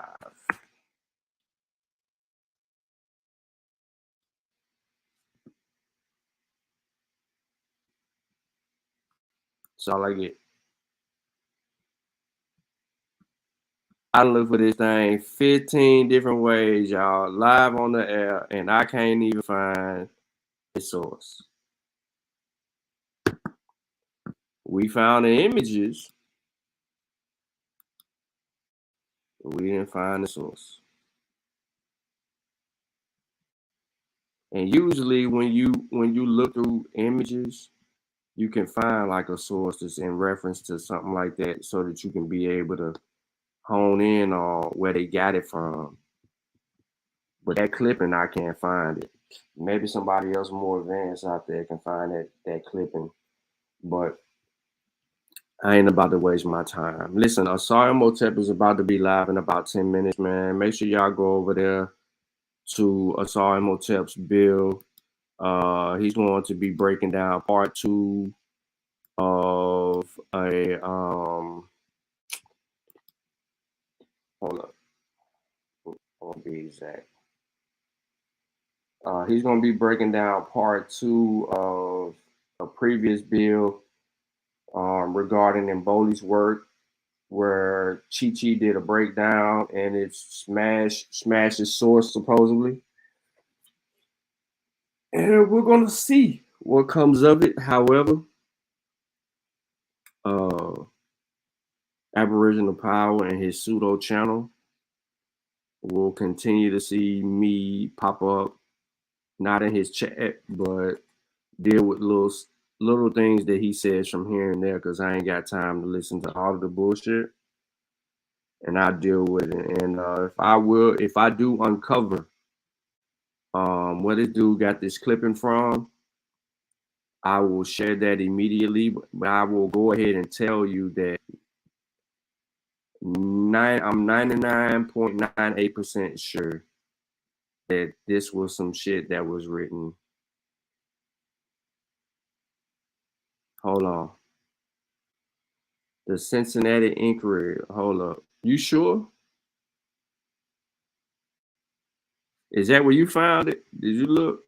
Oh, you just telling me to go. The Cincinnati Enquirer.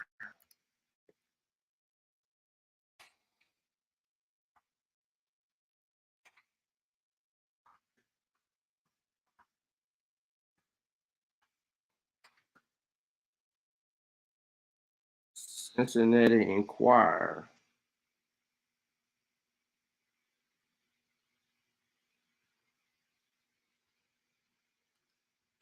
To September 1925.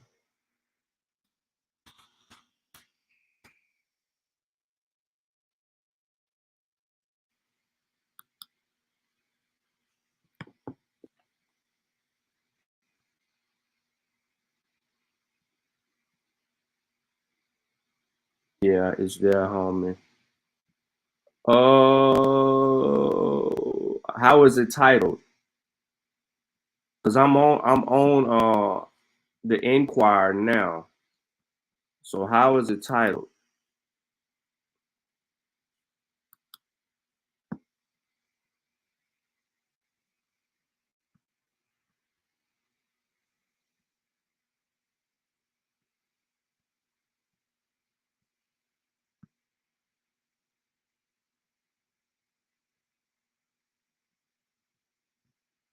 It's titled the same way?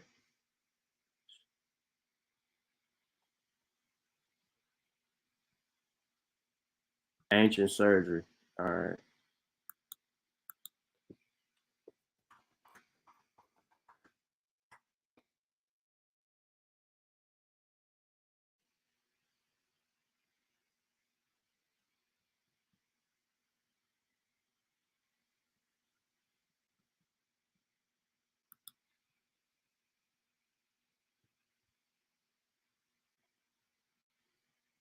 Hold up. F that. Bring your ass up. Oh, Ancient New Surgery. Yeah, sure.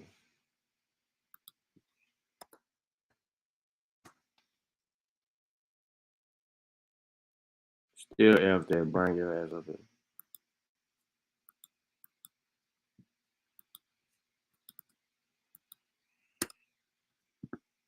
Somebody got more patience.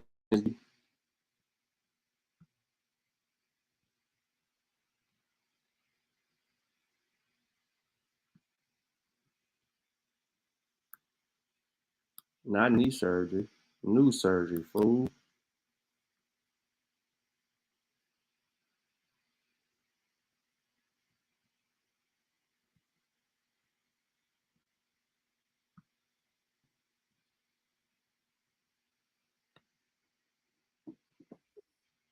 Oh, man. The headache is over. What up, bro? Hey, what's up, brother? Man, chilling, man. It was good. Man, I can't call it, dog. Yeah, I saw you. Hold on. Shout Did your you show channel. Shout your channel out. Where you from? All the good stuff. Let the people know where they peace, can everybody. find you. Peace, everybody, man. Thank you for having me, man. I appreciate you, Sean. If you haven't heard Port City Vibe, that's the channel you guys can follow me on. Port City Vibe, African Centered Consciousness. We definitely on some black this on our side and stuff like that. So shout out to my man over here for having me on as well. But I saw that in newspaper.com. It was under the Cincinnati Enquirer. Let me see. Because I was like, damn, where is it? Because I was trying to see where it's at too. Let me see if I can find that joint. Here it is right here. Can you see that? Hold on, put on screen. Yep. So it was posted. I don't know how. Link. Drop the link in the private chat. I got you. Let me see. That's why I couldn't goddamn find it. Shit, where I go? You gotta go back in the stream yard. Okay. I gotta copy this joint. Come on, yo.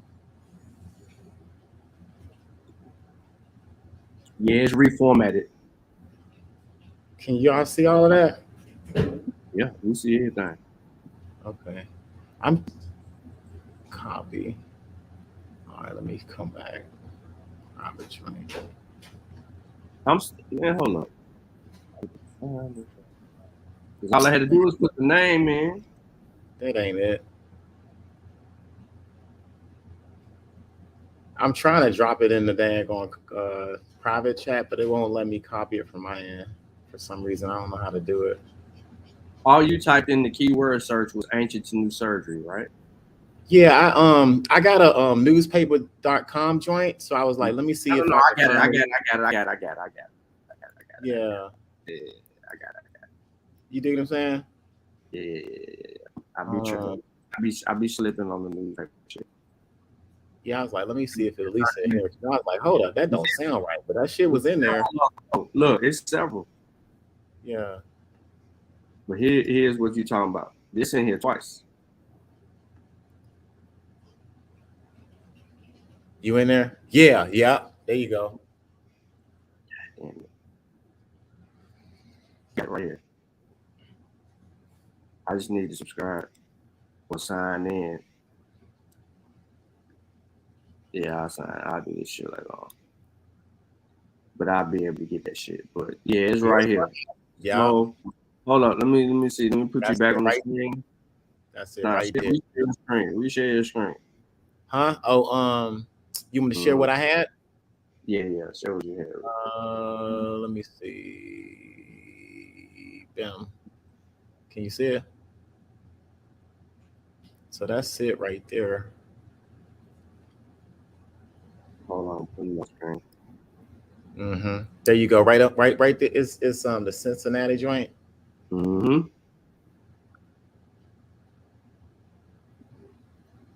You can tell because it got like a little rectangle. So it says Sir Arthur, which we looked up Sir Arthur, right? Because I was reading the joint from his thing. So we already know he was some pseudo shit. But I can't really read yours.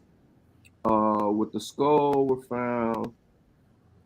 What it say right there in the third paragraph to your left? With the skull were found bones and implements similar to those relics of the Mountain Age found in France. So does it give us an exact location of where this skull was found? I've been trying to figure that out. It says, because I just pulled it up, particularly in the cave of who is Francis Turville? Spell that last name for me. Francis. Where you see that at? Francis. Second paragraph. Francis. I think it's Turville. Is it Francis Turville Petrie? He's a British archaeologist. I'm trying to figure out where we're at. Hang on. British School of Archaeology a few months ago in a cave on the northern shore of the Sea of Galilee near a site of the ancient city. The Sea of Galilee. That shit somewhere in, that's like, that ain't over here. That No, it's Israel. Yeah. Yeah, it's in the Levant area shit. That's what else. Okay. Can you see that now? Yeah, I got his name. So the skull was found by this guy. By Sir Arthur, right?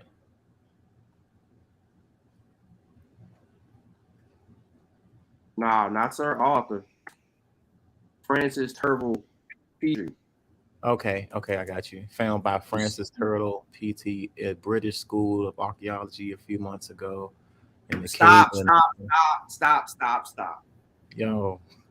What did I tell y'all earlier that this had what to do? What did I say this had to do with? Oh shit. What did I say this had to do with, y'all? I said the freaking Piltdown man. Man, I lost brain cells, bro. That's some bogus shit. Brain cells.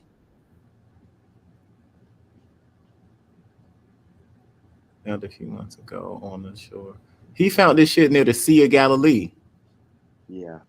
Mm-hmm. That's what he said. Wow. The Galilee skull. I want to make sure we all see that. All right. Listen, the Galilee, I left it on your screen. Damn. For a reason. But the Galilee skull was supposed to be 250,000 years old and then 20,000 years old and all of this old stuff, right? So I found more information in regard to that, but it is Francis Turville Petries who was the problem with that. And then the archaeologist, which we also named, he himself said what he said, and this is why he's a part of that whole, when we looked him up, he's a part of the whole conspiracy about the Piltdown. But this is the origins of the Pilt. Mm-hmm. There you go. So this is what they put on the screen to show that they knew brain surgery 20,000 years ago, and they're dealing with the damn Piltdown. And the Piltdown ain't even talking about no brain surgery. You don't even know how he got the hole in the head. Yeah, that's some shit they made up over there in Essex. Yeah, Europe. That part. Hey man, but I thought I helped y'all with that, man. I can't stay long, man. I was like, let me go ahead and go in, bro, because I saw live. But I appreciate it, bro. Appreciate you hopping in. Yeah, no doubt, man.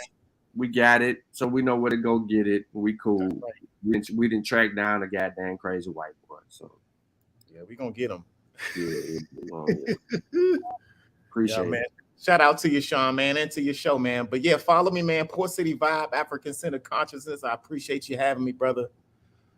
Yeah, hey, listen, go on his channel. Well, go to his name, yo, and go over there and subscribe. And I'm gonna drop the link. I got you, bro. All right, brother, man. You have a good one, man. Be easy, brother. All right, peace. All right, I'm out. And make sure y'all go over there and subscribe to the brother channel, man.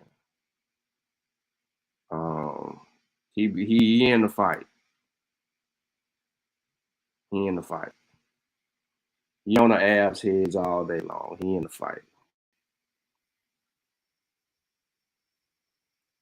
My bad. Shit. I'm finna put his channel up on the screen. I got all these damn accounts.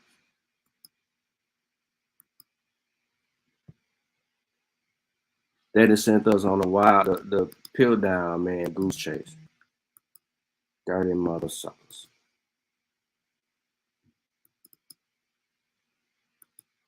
Yeah, we got it now. But I knew somebody was gonna be able to do it. That's why I said all you smart motherfuckers, y'all ain't gonna be able to. But then I found the information earlier said about the pill down, man. I just didn't want to concede on, settle on it because I wanted the news article.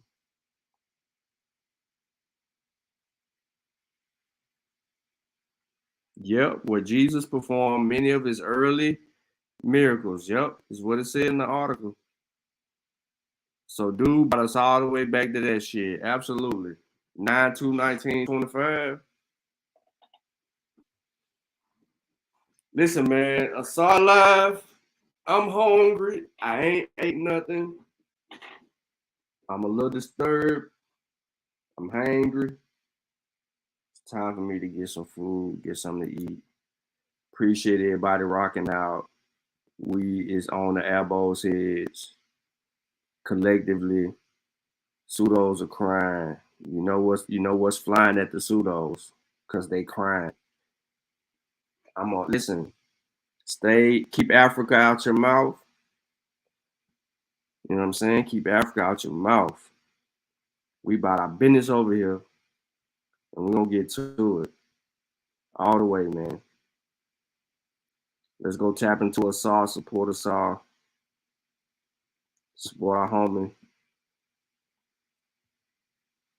Everybody, we up.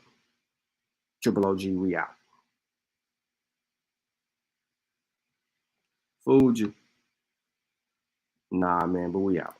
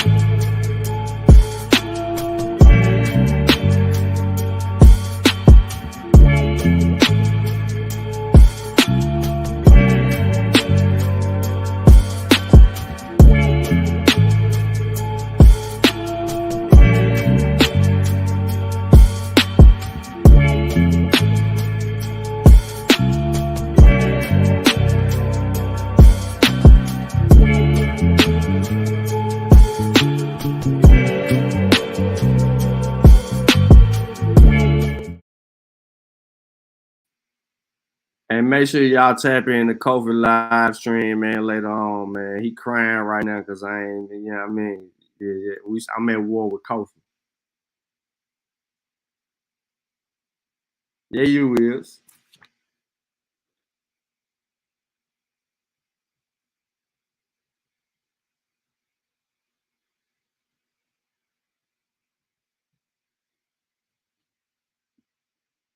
Kofi and Sean got a show later on, y'all. Y'all know that about the Black Church. I said it last night. I said it again. So while y'all tapped into assault, make sure y'all go catch Kofi. He in another hour.